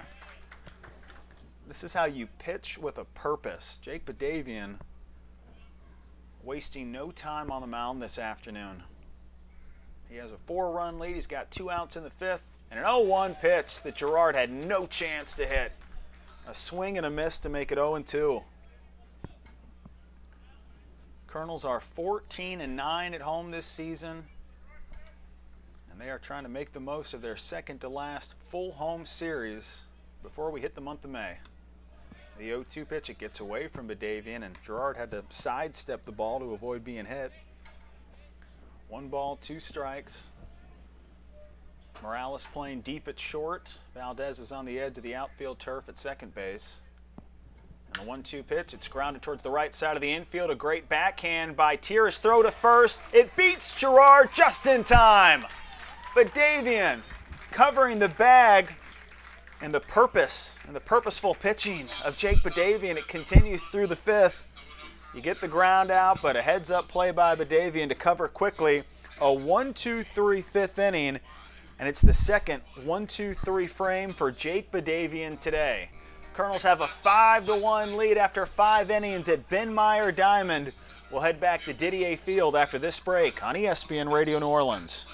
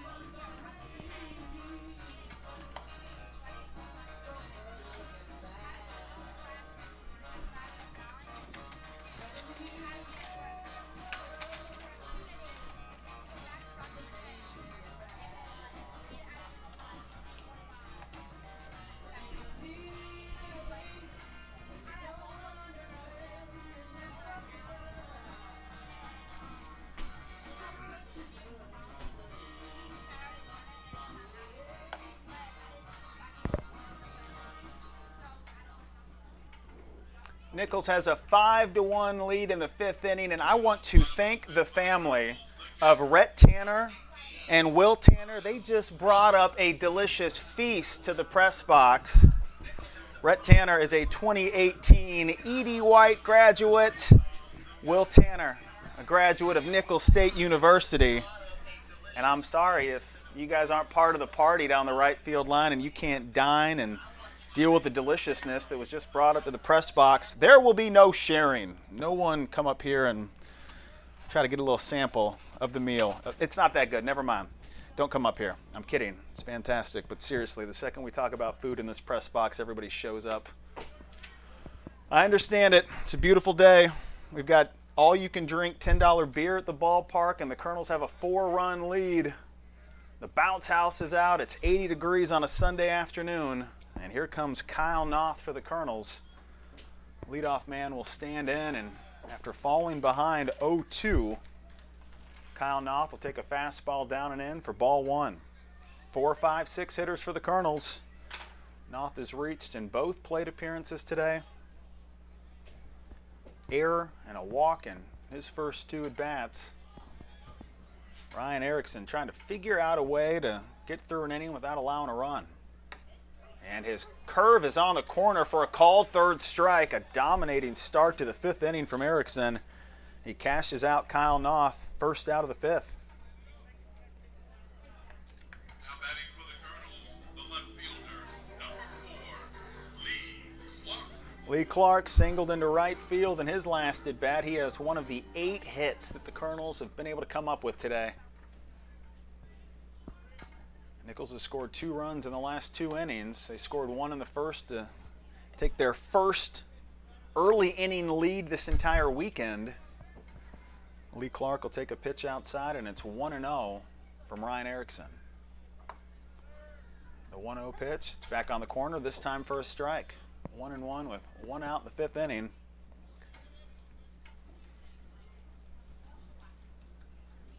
And now Ryan Erickson kicking and pitching and getting a swinging strike from Lee Clark to make it 1-2. This has been a crazy series between Lamar and Nicholls.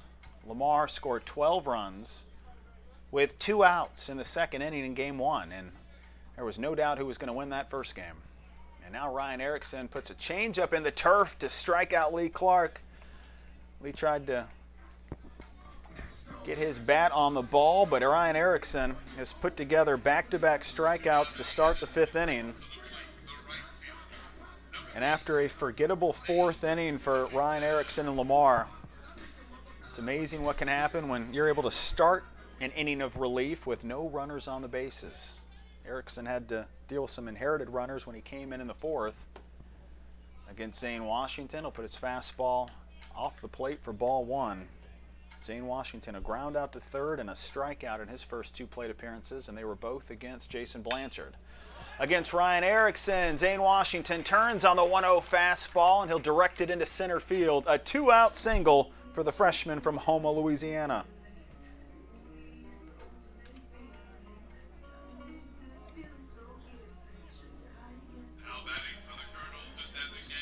With Zane Washington on first base,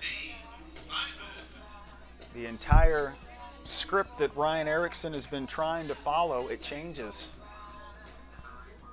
Zane has 4 stolen bases in the last 4 weeks. Colonels were able to steal 3rd base on Chad McKinney in the 1st inning, and now with Washington on first and 2 outs, here's Dane Simon, and he'll show Bunny rested up the 3rd base line, a long roll, and it eventually settles foul. Decisions. Coker and McKinney at 3rd, and McKinney playing catcher. They both ran up on that ball, but had to show a lot of patience to make sure that it ended up in foul territory. Dane Simon led off the 4th inning with a single, and he scored a run on the base hit by Joey Morales.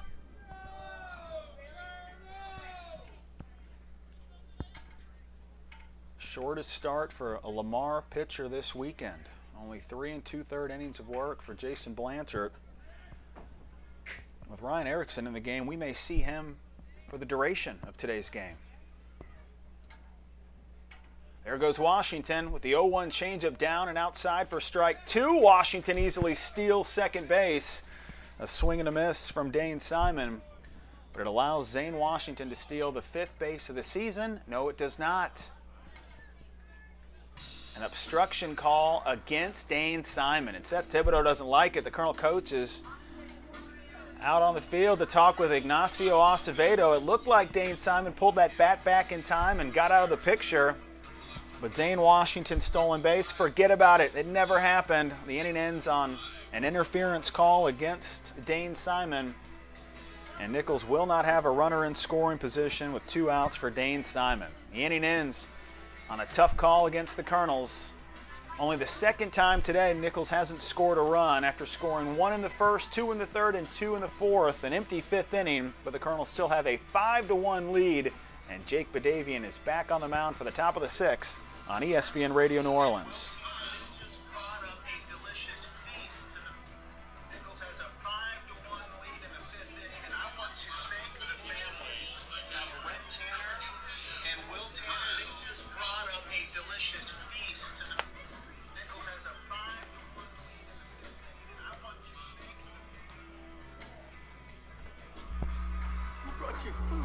Want some of it? No, not really. I say nice things to people and they just bring beer and food. It's great.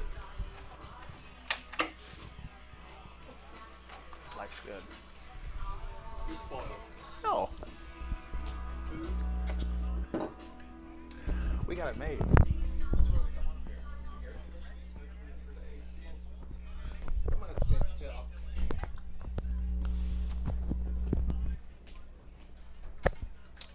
Leading off for the Cardinals, the first baseman, number 33, Robin Adames.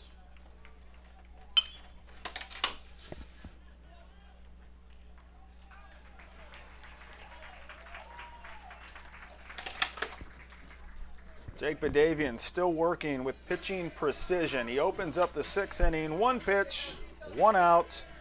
A quick ground out against one of the hottest hitters in the Southland Conference. It's Robin Adames grounding out. And now Cole Coker stands in with the bases empty and Lamar trailing 5-1. Coker will take a pitch down and away for ball 1. Cleanup man trying to come alive and get the Cardinals back in this game. The 1-0 pitch popped up to left field, heading back with plenty of room to spare is Lee Clark, and he's there for out number 2.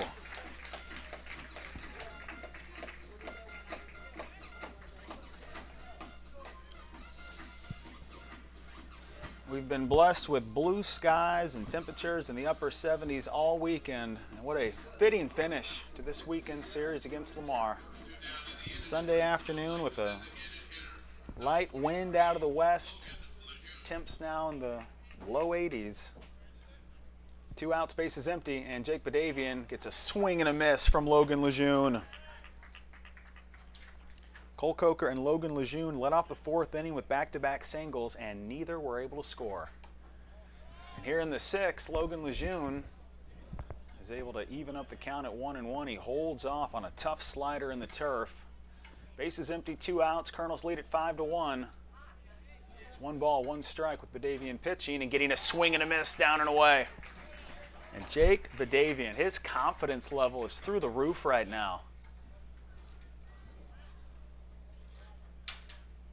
1 ball, 2 strikes, 2 outs. The pitch from Badavian. Ground ball to short. 3 quick hops. It's fielded by Morales. His throw is in plenty of time for the 3rd out of the inning. And that was one of those blink and you'll miss it innings from Jake Badavian. 6 pitches, 3 outs, 1, 2, 3 for the 2nd straight inning. And a 5-1 Colonel lead after 5.5 innings on ESPN Radio New Orleans.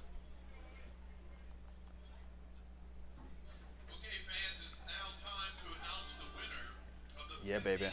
Guess the score. Our winner today is Elizabeth Swiss. Elizabeth Swiss has won the 5th inning. Guess the score.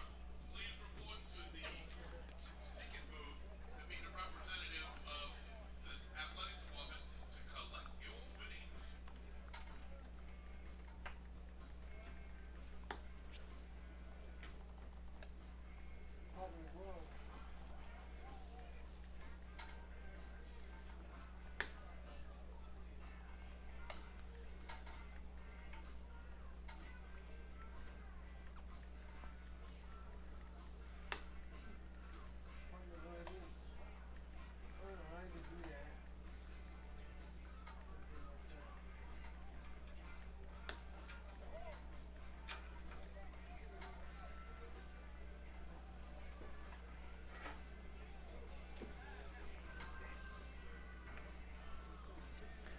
Bottom of the 6th inning from Ray E. Didier Field, and this Colonel offense, it is spoiling us on a Sunday afternoon. Already 5 runs for Nicholls. They've got a 5-1 lead.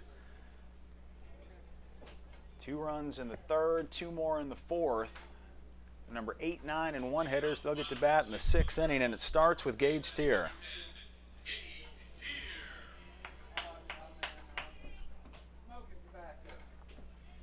Ryan Erickson is in for his 2nd full inning of relief, and his fastball is down the heart of the plate for strike 1. Gage Tier is 0 for 2 today. He struck out in the 2nd inning. He grounded out to short in the 4th inning. The 0-1 from Erickson, and it misses down and away for ball 1. We will resume scoreboard watching and update you on a few of the important developments in the Southland Conference. 1 ball, 1 strike, no outs. And the pitch to Tier, he gets underneath it, lofts it down the left field line. A high pop-up, a long way to run for Avery George. He cuts it off and makes the Cats just in front of the Colonel bullpen. 1 out to start off the 6th inning. Tier flies out, he's 0 for 3, and that brings Brady Bell to the plate.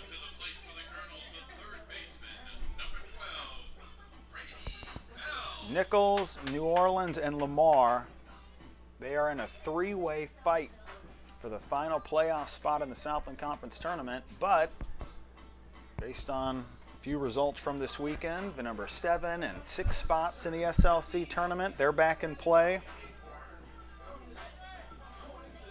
Sam Houston State is a couple innings away from a 3-game sweep in Lake Charles. They have a 2-0 lead against McNeese. Even though it's been an up and down year for McNeese, that is rare. If you can go into Lake Charles and even win that series against McNeese, you're celebrating. But Sam Houston State remains atop the conference standings for a reason. They're up 2-0 in the 7th. Brady Bell, after taking the first pitch for a ball, he chops at the 1-0 and knocks it off his ankle for a foul ball and a strike. 1-1 count to the number 9 man. Brady Bell now hitting .324 in his first season with the Colonels. Base is empty with the red and gray enjoying a 4-run lead. New Orleans is getting worked at home by Incarnate Word, and if Incarnate Word wins this series at New Orleans, that shows you how much growth UIW has really experienced this year. Brady Bell will punch the 1-1 pitch over to second, a 1-hop that's fielded by DeVore, and he flips it over to first. 2 outs in the 6th inning. Incarnate Word with a 6-0 lead against UNO, and the Colonels will see New Orleans in 2 weeks. They've got to play on a Friday and Saturday night at the University of New Orleans, and then we'll finish the series on Sunday in Thibodaux. Stephen F. Austin is trying to avoid a sweep against Southeastern. Lions lead at 4-2 in the 6th inning in Hammond. And Northwestern State trying to win the series against HBU. They have a 2-0 lead in the 7th inning. Ethan Valdez, a hard charge swing on the first pitch from Erickson. He's late on it. No balls, 1 strike.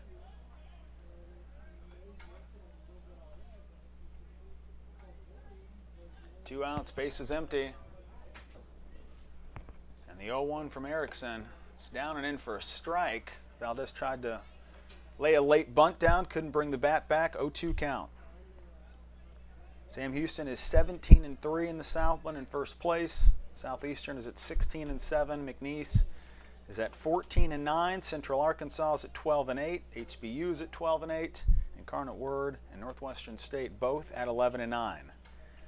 And that's when New Orleans and Nicholls and Lamar all come into play. The 0-2 pitch, Valdez will swing and foul it off up the first base line.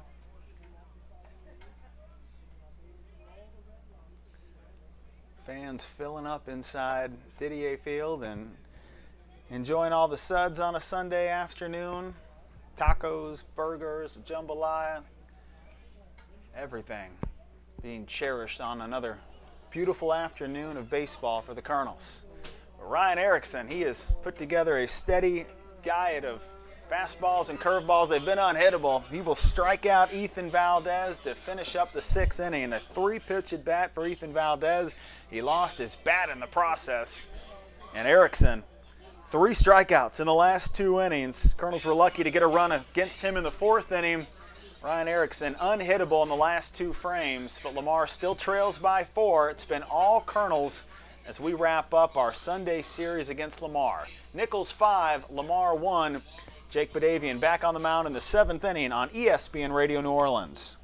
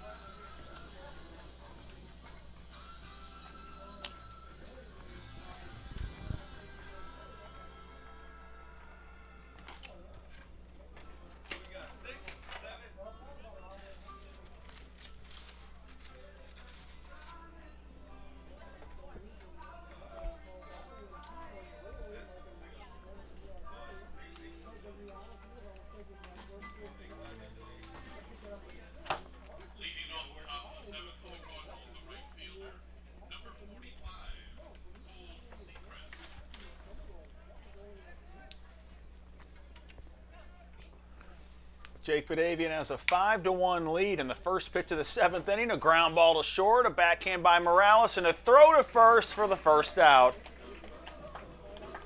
Lamar is pressing in the last 3 innings. Jake Badavian, he gave up those 2 straight singles to open the 4th.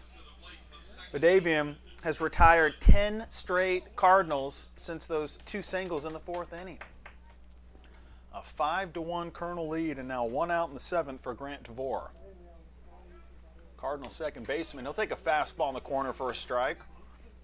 And you can understand why Lamar is showing some urgency at the plate. Jake Badavian's still throwing a lot of strikes, so why wait on him? Try to turn and swing on these pitches early in the at-bats. The 0-1 pitch from Badavian, it's left outside for ball 1. 1 ball, 1 strike, 1 out in the 7th inning, and a 5-1 Colonel lead. The 1-1 by Badavian, it's down and away for ball 2. DeVore had a pop-up to right field in the 2nd inning and a ground out to second base in the 4th. 2-1 pitch, laced foul at the 3rd baseline. Jake Badavian, another 2-strike count. 6 in the 3rd innings, 5 hits, 1 strikeout, no walks for Jake Badavian. 2-2 count, 1 away. Badavian, the wind in the pitch, and a pop fly to the right side of the infield. Drifting back into the outfield is Ethan Valdez, and since Zane Washington ran all the way in from right field, Valdez allows Washington to come up with the catch. 2 down in the 7th inning. Zane will scoop his camo cap up, pick it up off the turf, and put it back on his head. Zane Washington in right field, Chet Niehaus in center field, Lee Clark in left field. 2 outs with Avery George at the plate for Lamar. Lamar's left fielder is 0 for 2 today, and he will take a fastball down and away for ball 1.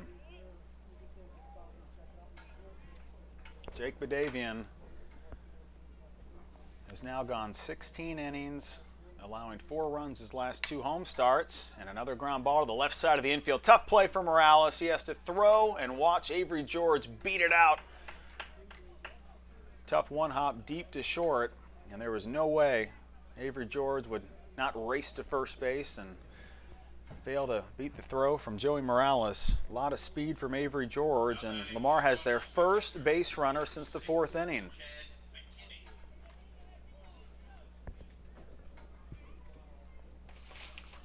Lamar has been cautious at stealing bases this weekend, but with the Colonels enjoying a 5-1 lead, Avery George might look for his 5th stolen base of the year. Chad McKinney, he'll take a slider, and it's across for strike 1. And Jake Badavian continues to get ahead of these Lamar hitters. 84 pitches through 6 2/3 innings for Jake Badavian.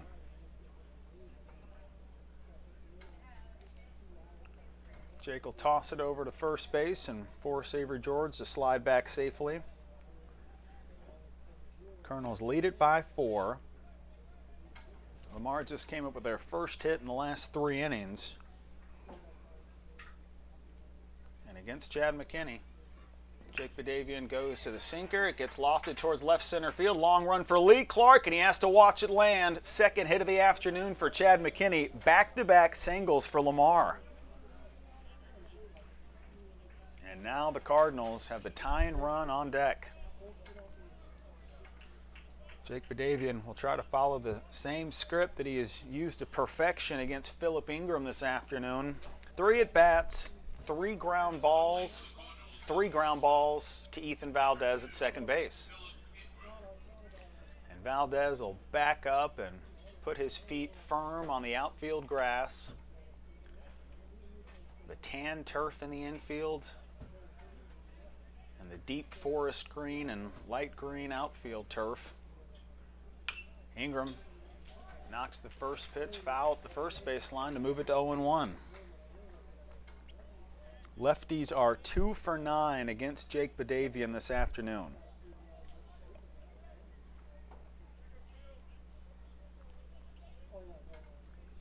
Lamar scored 1 run in the 3rd inning on a bunt. Plenty of speed at second base with Avery George. The catcher, Chad McKinney, is at first base. And Badavian will step off the mound and prepare for a big pitch. Lamar did all of their scoring with 2 outs in game 1. 12 runs scored in the 2nd inning with 2 outs. But how about the response for the Colonels in the last 2 games? Jake Badavian's 0-1 pitch. It's lined foul behind home plate. And now a 2-strike count for Jake Badavian.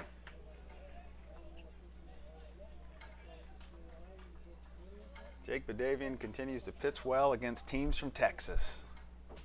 One of the biggest Houston Astro fans that you will find.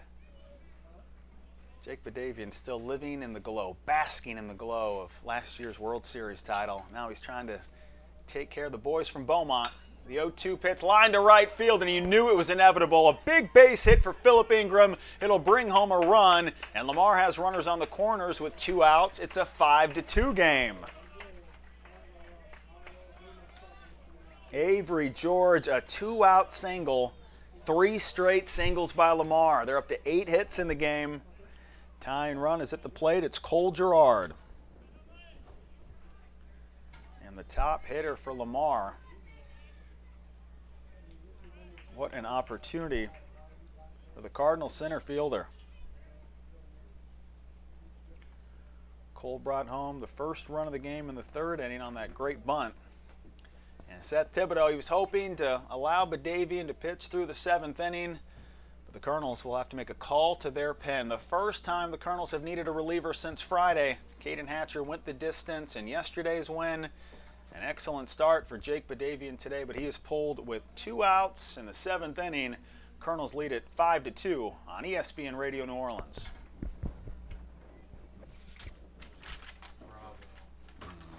I know.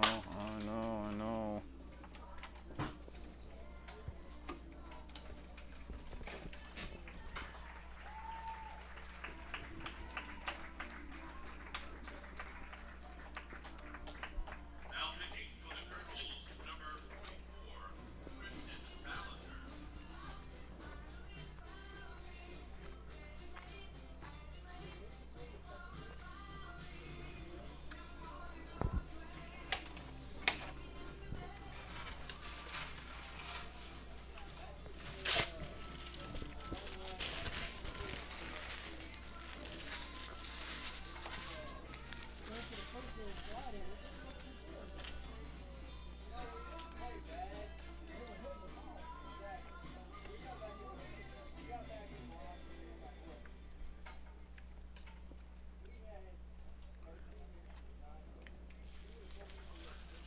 With the game on the line, you better call Bal. Christian Ballinger, he is in for another appearance for the Colonels, and Nicholls has a 5-2 lead. The tying run is at the plate for Lamar. Christian Ballinger in a position that he has grown familiar with. Game on the line, and you need your righty reliever to stop some offensive momentum. Christian Ballinger happy to make his 28th appearance of the year. Here is the Nicholls Colonels playing 44 games, and they have needed Christian Ballinger in 28 of those 44 games. And at this point in the season, Christian Ballinger is making some of the Colonel starters nervous that he may surpass their innings total on the year. That is how durable and versatile Ballinger has been. He's gone 47 in the third innings, has allowed 52 hits. He's 2-1 with a 4.37 ERA. And remember, this is a guy who didn't think a Division I opportunity would exist. He was at Spring Hill College for first few years of his baseball career, and then last July arrives. He's finished up his junior season at Spring Hill, and he gets a call from Coach Walt Jones. Come to Thibodaux, finish your senior season in style. Come play a little D1 baseball in the Southland Conference. Ballinger did a great job keeping the Colonels competitive after that 12-run second inning on Friday. Ballinger came in and gave the Colonels 2 1/3 innings of relief. Didn't allow an earned run.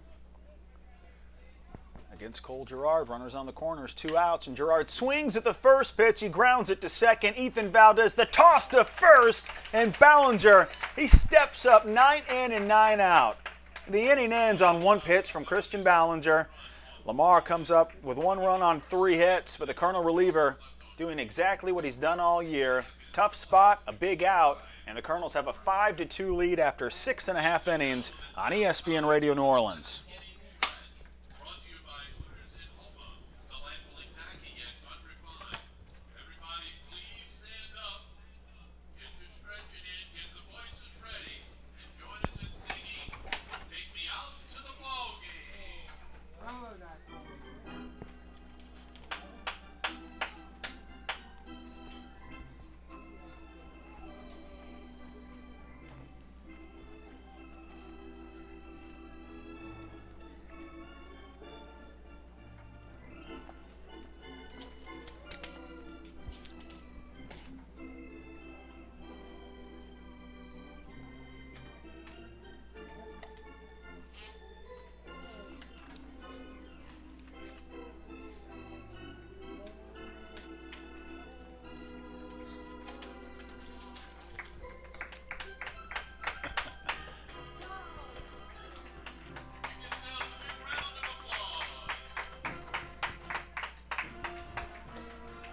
Colonel Faithful trying to stay cool and find some shade to relax in. 7th inning stretch from Didier Field. It's a 5-2 lead for Nicholls. Lamar put together 3 hits and scored a run in the 7th inning. But Jake Badavian, his final stat line is secure, and he can thank his boy, Mr. Christian Ballinger, for getting a big ground out to finish up the 7th inning. Jake Badavian, 6 2/3 innings of work, 8 hits, 1 strikeout, no walks. 88 pitches for Badavian, 1 pitch so far for Christian Ballinger. And the Colonels are now in the hunt for a couple insurance runs. We'll go 2, 3, 4. Joey Morales, Chet Niehaus, Kyle Knopf. We could just save some time if we go ahead and put Joey Morales on second base. 3 at-bats, 3 doubles. Switch hitter will stand in and watch a curveball miss everything. Erickson lost his touch on that first pitch. It misses outside. Ryan Erickson has been perfection as a pitcher the last couple innings. But his 1-0 fastball is outside for ball 2. Erickson has gone 2 1/3 innings of relief. He's allowed 3 hits and a run, but all of the damage against Erickson, it was early.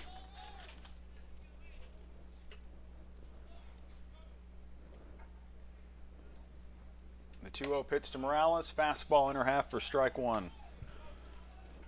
Joey Morales entered today's game with 6 doubles on the year. Double in his first at-bat, double in his second at-bat, and an RBI double in his last at-bat. The 2-1 to Joey, ground ball to the right side of the infield. Tough play for DeVore on the edge of the outfield grass, and he throws it away. Morales secure at first base, and it was close enough that it might be ruled as an infield single. Lamar committed a couple of errors in the first inning.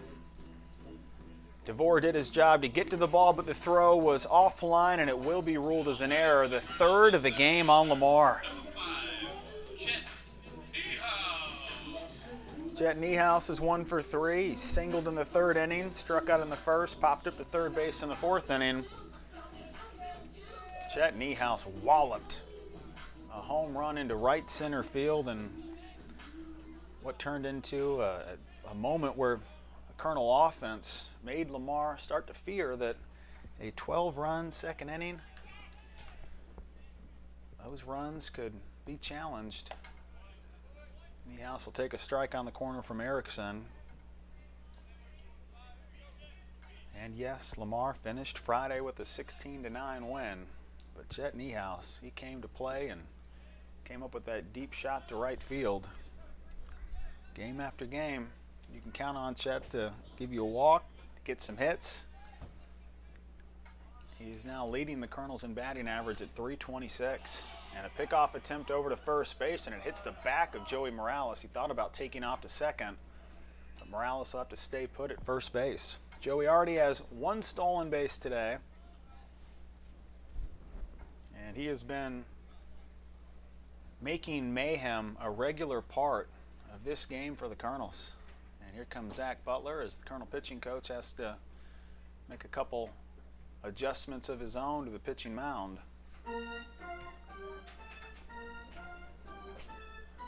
No outs, 3-run Colonel lead in the 7th. Number 3 hitter Chet Nicholls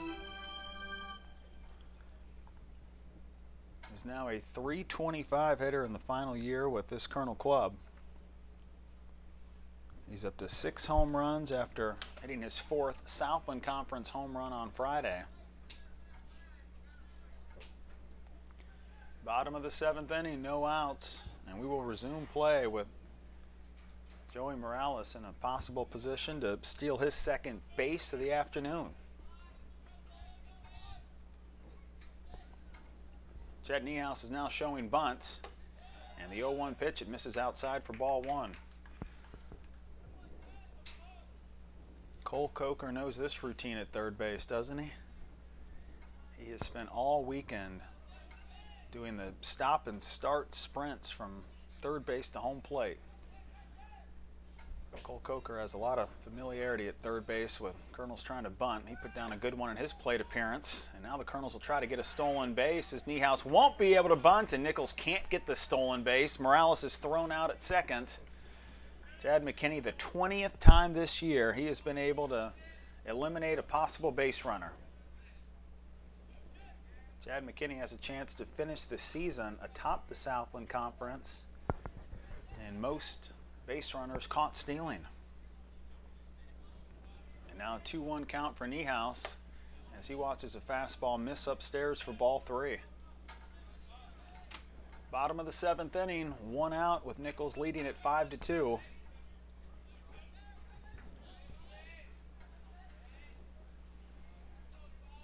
Left-handed hitting Chet Nicholls. The 3-1 fastball, and it's rocketed over to second base on 2 hops, gloved by DeVore, and he'll take care of the out at first base. A 4-3 put out for the second out of the 7th inning.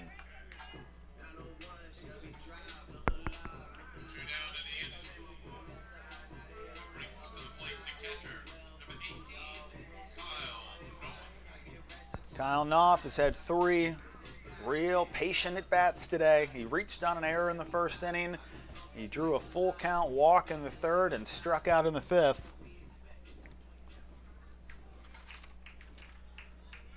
Left-handed hitting catcher for the Colonels will take a fastball and it misses down and away for ball 1.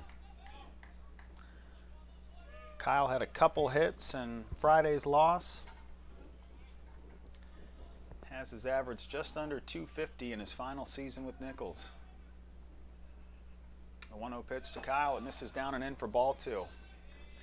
If Nicholls can hold on and pick up this win, you look to the series against SFA, which the Colonels should be favored to win with the way Stephen F. Austin has been playing, and it's no guarantee that you'll win a series on the road in the Southland Conference. The 2-0 to Noth, a swinging strike for strike one. But it has been a disastrous stretch for SFA over the last month. And Lamar has been able to turn their season around with success against ACU and Texas A&M Corpus Christi. Colonel's hoping to hold on today, win that series next week, and then you will have two teams battling it out for the 7th and 8th spot in the conference tournament, meeting in New Orleans and Thibodaux in one of the final home weekends for the Colonels this season. The last full home series will come against Central Arkansas in 2 weeks. After fouling off the 2-1 pitch, Kyle Noth has 2 balls, 2 strikes, 2 outs, and the base is empty. Colonels lead it by 3 in the 7th inning. Ryan Erickson, his 2-2 pitch, it's lined foul and into the bullpen area down the left field line.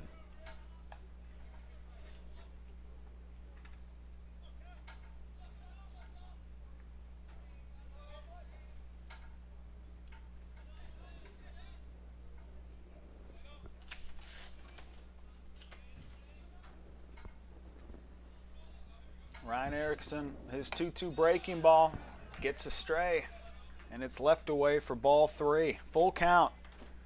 Second time today, Kyle Noth has been able to run the count full. Ryan Erickson, he came into the game with 1 out in the 4th inning, and here he is with 2 outs in the 7th, still pitching for Lamar. The 3-2 fastball, down and in for ball 4. The 4th walk drawn in the last 2 games for Kyle Noth. Walks are exciting. Coming to the plate for the Colonels, the left fielder, number 4, Lee Clark. Lee Clark, he's got a runner on for his 3rd plate appearance. Lee had a single in the 3rd inning. Big stretch for Lee Clark and the Colonels. Final game in the month of April, with Nicholls looking to win their first series since beating McNeese at home. And Lee Clark hunting the first pitch, turns it into a single, and now Kyle Noth hustling towards 3rd. The throw goes from center to 3rd, and that allows Lee Clark to take 2nd base. Colonels will have runners on 3rd and 2nd with 2 outs following a 2-out single by Lee Clark. Big time baseball for the Colonels. They are ratcheting up the pressure on Lamar.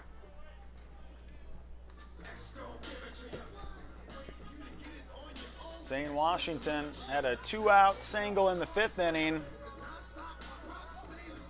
His Colonels have a 3-run lead, and now he gets to step to the plate for the 4th time today.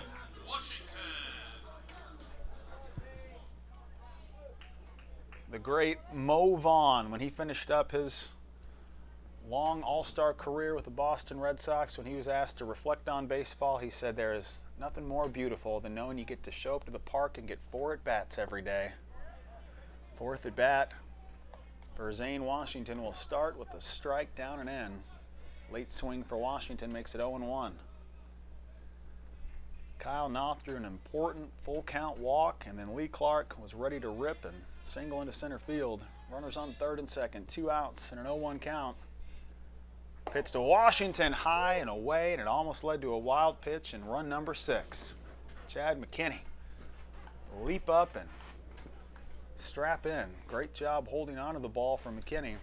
And Ryan Erickson hoping to make the most of his next opportunity with a 1-1 count, and runners still on 3rd and 2nd.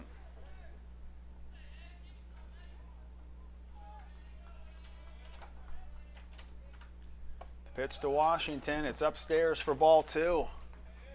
Number 6 hitter for the Colonels. He started as an 8 hitter this season. He moved up to the 7th spot.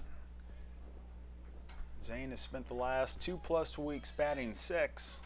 And the Colonels are looking to give him more RBI opportunities, and here's a great one. Runners on 3rd and 2nd.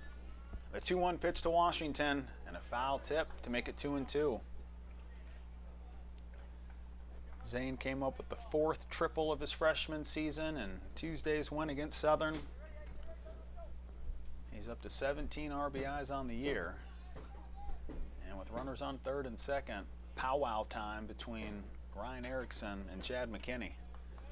Lamar pitcher and catcher. They'll wrap up their meeting on the mound, and now McKinney heads back to the home plate.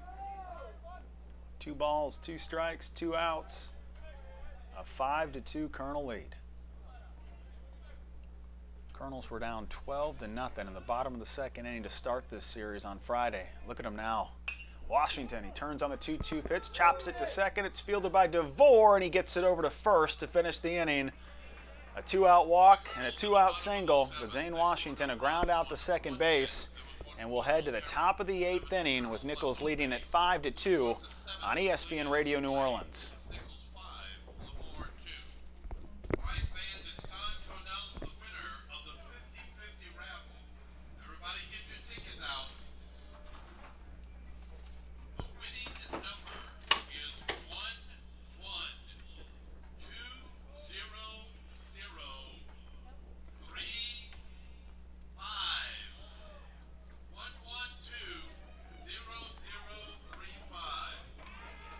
If you've got that ready ticket, please meet one of the staff members by the ticket booth to claim your prize.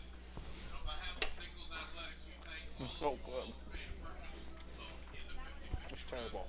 Thank you for considering I'm talking about that. What do you think?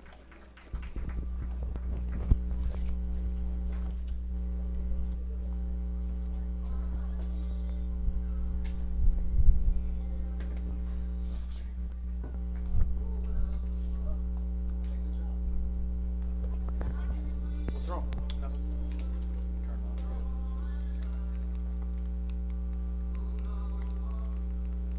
Oh, you've been watching it?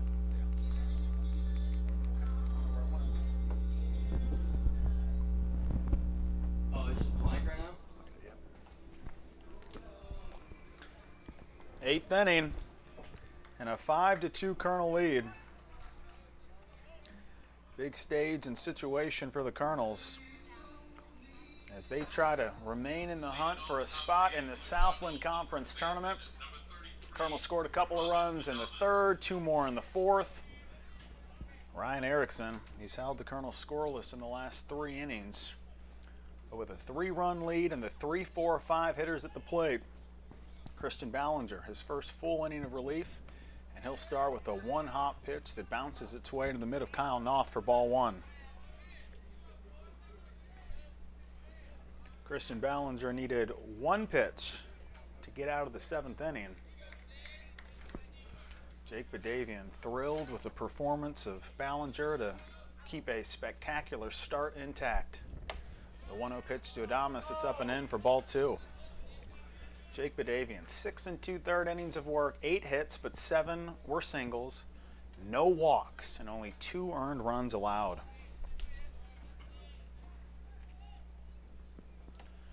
The 2-0 pitch from Ballinger, it's left down and in. And 3 straight balls for the first time today by a Colonel pitcher. Robin Adames is now on a 9-game hitting streak, but he's without a hit today. The 3-0 pitch to Adames, right down the middle for strike 1. Longest hitting streak this season for Adames. But he's had a hard time against righties. He's now batting .238 against right-handed pitchers. 3-1 fastball, it runs down and in for ball 4, and a 5-pitch walk drawn by Adames to lead off the 8th inning.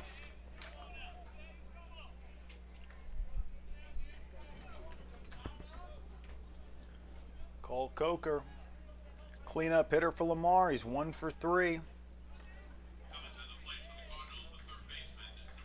No home runs on the season for Coker,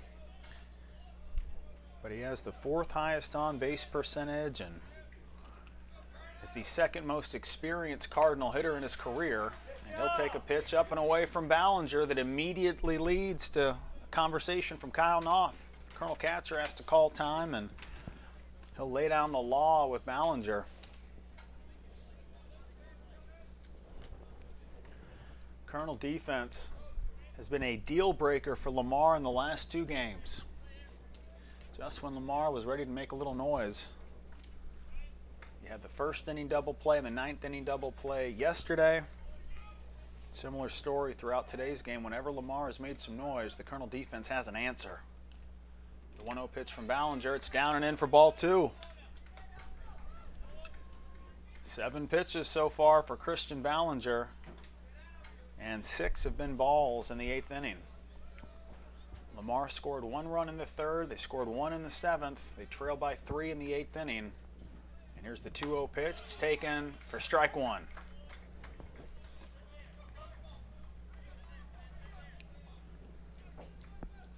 Christian Ballinger is top 5 in Division I baseball for most appearances in a season. Second this weekend for Ballinger, and his 2-1 pitch lofted towards center field. A long run for Nicholls. He slides and secures it. A great grab by Chet Nicholls for the first out of the 8th inning.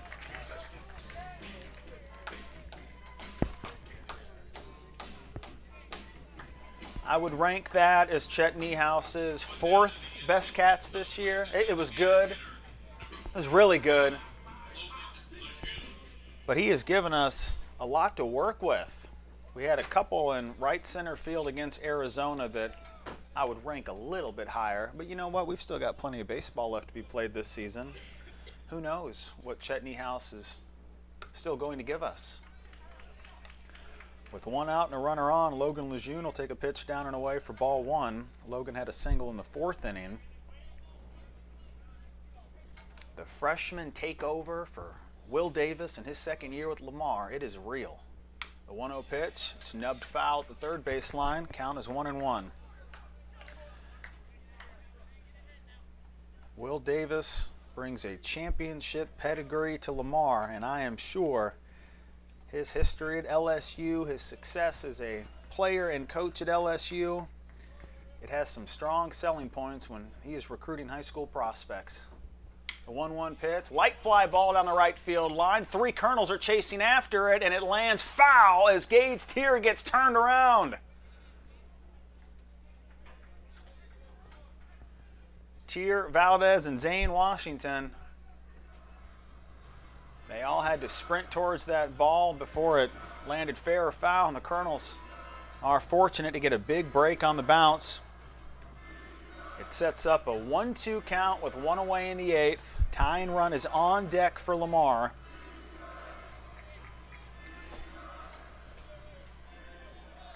Colonels were able to turn a couple crucial double plays yesterday, but they are waiting for their first on this Sunday afternoon. The 1-2 pitch, strikeout, slider in the dirt. And that's all it takes to get the 2nd out of the inning. Christian Ballinger's first strikeout of the game. It disposes of Logan Lejeune, and here comes Cole Sechrest with 2 down and a runner on. 2 down to the end, and it brings to the plate the right fielder, number 45, Cole Sechrest. Cole Sechrest had a single in his first at bat. And he'll swing at the first pitch and hammer it into left field. Lee Clark looks up, has a little room, and catches it in front of the track. The wind is blowing in, and a big benefit to the Colonels today. Off the crack of the bat, had a home run sound. But Christian Ballinger is able to keep the pitch in the park. Sechrest flies out to finish up the 8th. No hits, no runs, no errors, 1 left aboard. It's Nicholls 5, Lamar 2. Colonels will bring their bats to the plate in the bottom of the 8th after this break on ESPN Radio New Orleans. 700 items, including official Nicholls apparel from brands like Adidas. Check out our t-shirts, polos, sweatshirts, hats, and jerseys, which you can personalize. We've got plenty of novelty items available as well. Visit the Nicholls Athletic online store at nicholsgear.com.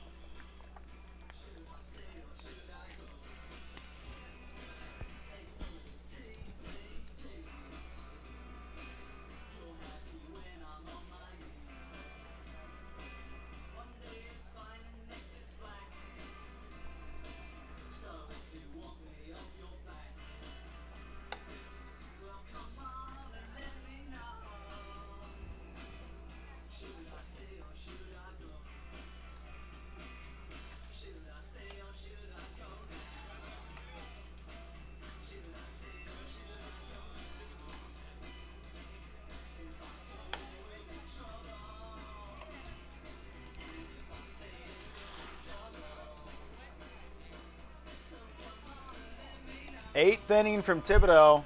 Dane Simon, Gage Tier, and Brady Bell, the 7, 8, 9 hitters. They will bat with the Colonels leading 5-2.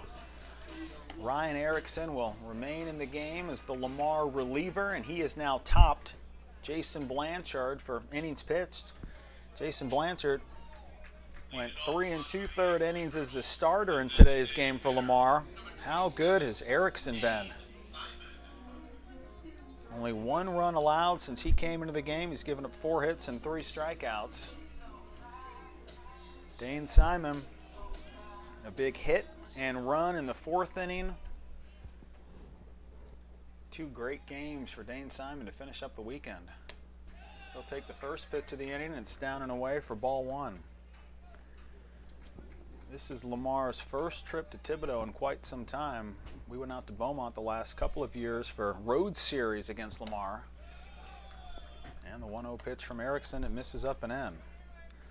A lot of changes at Didier Field in the last few years, and it's always good to hear from some visiting teams that haven't been here in a while as they appreciate all of the improvements and enhancements.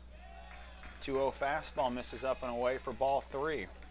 Well, number 1, we've got Ben Meyer Diamond now that we were able to dedicate the field turf and the geo-surface outfield, infield, and foul turf that was added over the off-season. The right field berm with the palm trees added from left to right field. A lot of fan enhancements once you're in the stadium. After missing on the first 3 pitches, Erickson is able to get a strike across, and now a 3-1 count, no outs. Colonels leading at 5-2 in the 8th.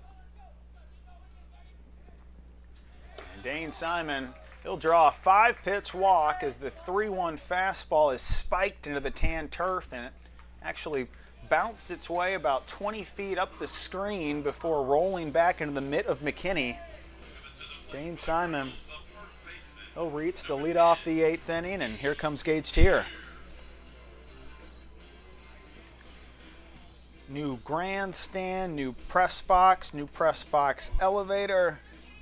Dugouts were renovated. 1,200 new seats were added down the outfield lines in 2012. A completely new park for a lot of visiting teams that reference what Didier Field was 5, 10, 15, 20 years ago. A lot of changes everywhere you look. Gage Tier will take the first pitch of the at-bat. It's up and in for ball 1. 3-run Colonel lead in the 8th inning, no outs. Cole Coker creeping in at third base. And a shift onto right center field for Gage Tier with Avery George playing in left center field.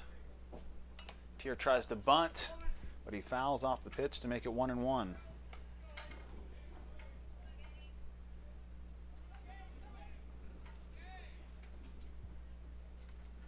You wonder if these two teams are enjoying an appetizer weekend, and Lamar and Nicholls will have an opportunity to play in about 3 weeks in Sugar Land, Texas.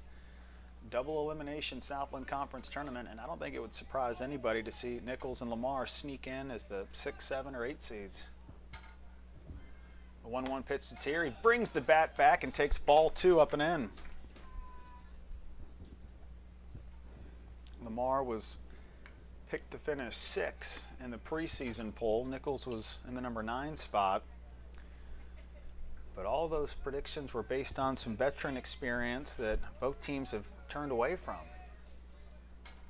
The 2-1 pitch to Tier. It's outside for ball 3, and Ryan Erickson has gone 3-1 to the first 2 hitters of the 8th inning. Now, don't get me wrong, the seniors and upperclassmen have played a big part in this 2018 season for both teams. But the Colonels have a 6 and 7 hitter in Zane Washington and Dane Simon that are true freshmen, and their roles have been elevated dramatically this season. And all weekend we have touched on these 18, 19-year-olds for Lamar that have turned their season around. The 3-1 to Tier, a great bunt up the first base line. Erickson will pick it up, and Tier will have a little fun as he backtracks for the sacrifice. You've got to enjoy this game, and Gage Tier having a little fun as he forces Ryan Erickson to walk that ball back to home plate before the out was recorded. Dane Simon now stands at second base for Brady Bell. Brady Bell. Double plays and sacrifice bunts. The Colonels are one of the best in the business at those two facts of baseball. They're top 10 in double plays, and they are now fourth in D1 in sacrifice bunts. They're also really good at getting hit by pitches, which hasn't happened a lot this weekend. Brady Bell will swing and foul tip the first pitch of his fourth at bat. 0 for 3 day for Brady Bell, and it would be shocking if the Colonels' top hitter finishes up this Sunday afternoon game without a hit. Brady Bell came into the weekend series with 2+ hits in 7 of his last 9 games. He's batting .338 in Southland Conference play. And the 0-1 pitch to Bell, a swing and a miss. For Brady to be top 16 in the Southland Conference in batting average in his first year with the program shows you how good of a year it's been for the redshirt junior. 1 out, 2 strikes, and a 5-2 Colonel lead in the 8th inning. Dane Simon trying to score his second run of the day. Pitch to Brady Bell. It's off the plate for ball 1.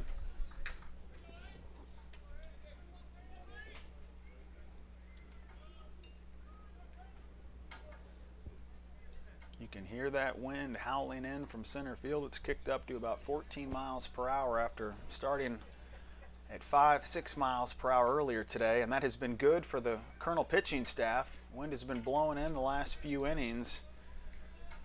We saw that deep fly ball in the 8th inning that Cole Sechrist hit, but it stayed in the park.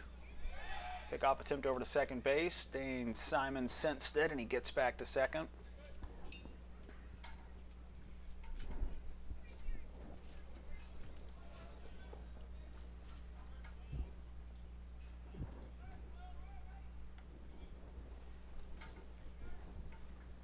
Ryan Erickson has now gone 3 2/3 innings of relief. He's only allowed 1 run.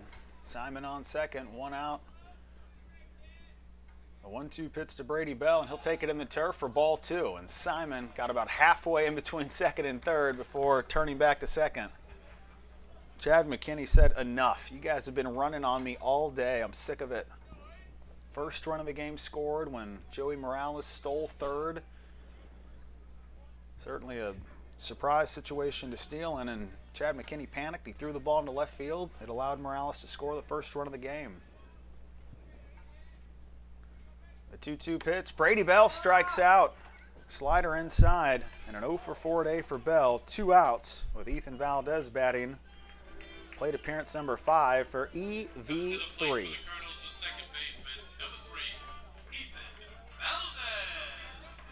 In case we don't get an opportunity to shout out our cameraman in the 9th inning, Kate Saunier, just go ahead and put your right hand in front of the camera. Wave to the people at home. You've done a great job. And your first day of work with the Colonel camera crew. You know, we don't tell these Colonel baseball recruits when they redshirt here their first season. We're going to put them to work on off days. Great job working the camera behind the scenes for Cade Saunier today. And he'll watch as Ethan Valdez swings and misses at the first pitch up and in. Ethan Valdez with a couple of singles in the 3rd and 4th inning. Now Mr. Valdez is hoping to add an RBI to his repertoire today. 2 outs, 0-1 count. Dane Simon on second base. Here's the 0-1. Valdez, a late bunt up the third baseline. No chance! Cole Coker lets it bounce, and Valdez beats it out to first. 3rd hit for Valdez, and the Colonels have runners on the corners for Joey Morales. Coming to the plate for the Colonels, the shortstop, number 11, Joey Morales. The joy of being Joey Morales today. 4 plate appearances. He's reached all 4 times. He had doubles in his first 3 at-bats.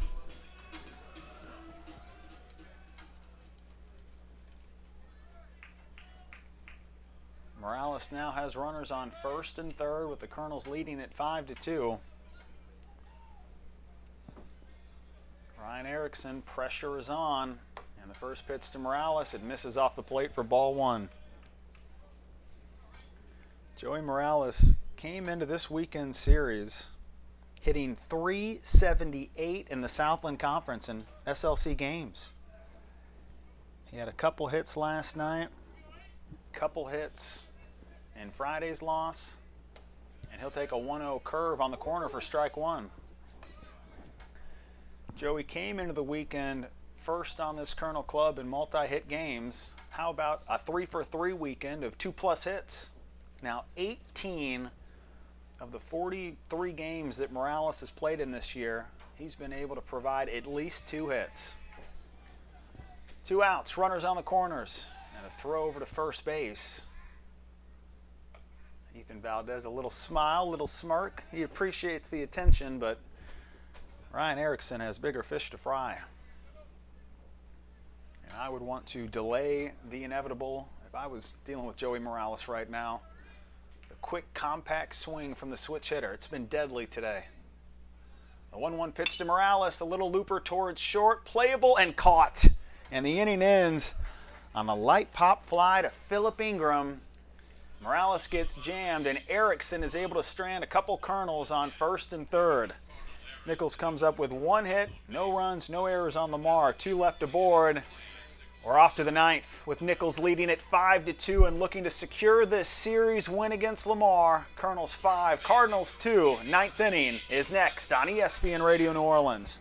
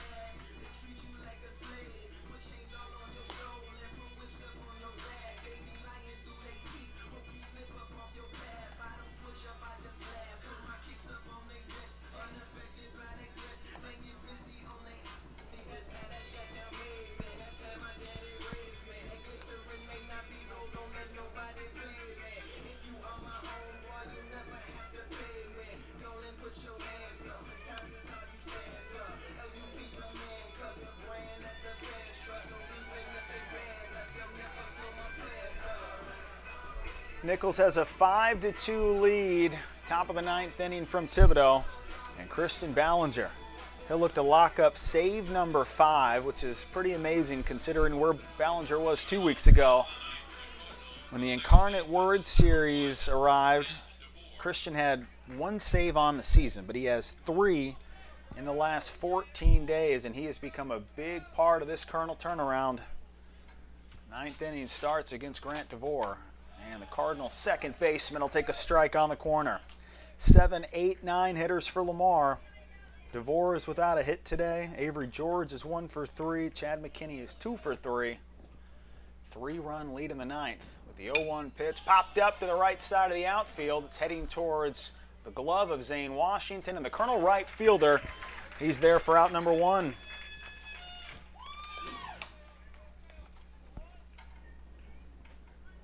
Christian Ballinger came in the 7th inning with the tying run at the plate in a 5-2 game, and he immediately gets a first pitch ground out to second base, and that's been the story and script of the 8th and 9th inning now.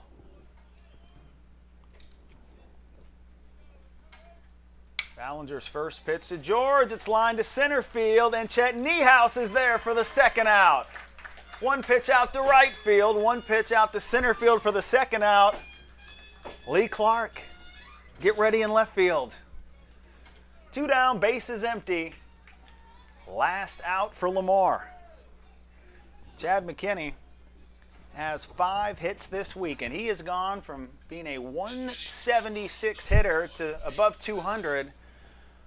But hold that thought, says Will Davis. It's been a great weekend for McKinney, but a pinch hitter called into action for Lamar with 2 outs and the bases empty. It's Chase Wetzel, junior lefty. Bases empty and a 3-run deficit for Lamar. Christian Ballinger's pitch. It's on the corner for strike 1. Chase Wetzel started the season as a starter for Lamar. Junior from Corpus Christi. It's up to him to keep this game in the midst for Lamar as they try to come back in the ninth. The 0-1 pitch, it's fouled into the screen behind home plate. An 0-2 count to the 193 hitter. It's been a tough stretch for Wetzel. He is 1 for his last 24 at the plate. And he is down to his last strike and his last out. No balls, 2 strikes, 2 outs in the 9th inning. Colonels lead at 5-2. Christian Ballinger winds, pitches, and strikes out Chase Wetzel. The Colonels cage the Cardinals, and Nicholls is right back in the Southland Conference playoff hunt. Colonels 5, Lamar 2. Dirty Red Baseball, a big series win against Lamar. 1 run in the first, 2 in the third, 2 in the fourth.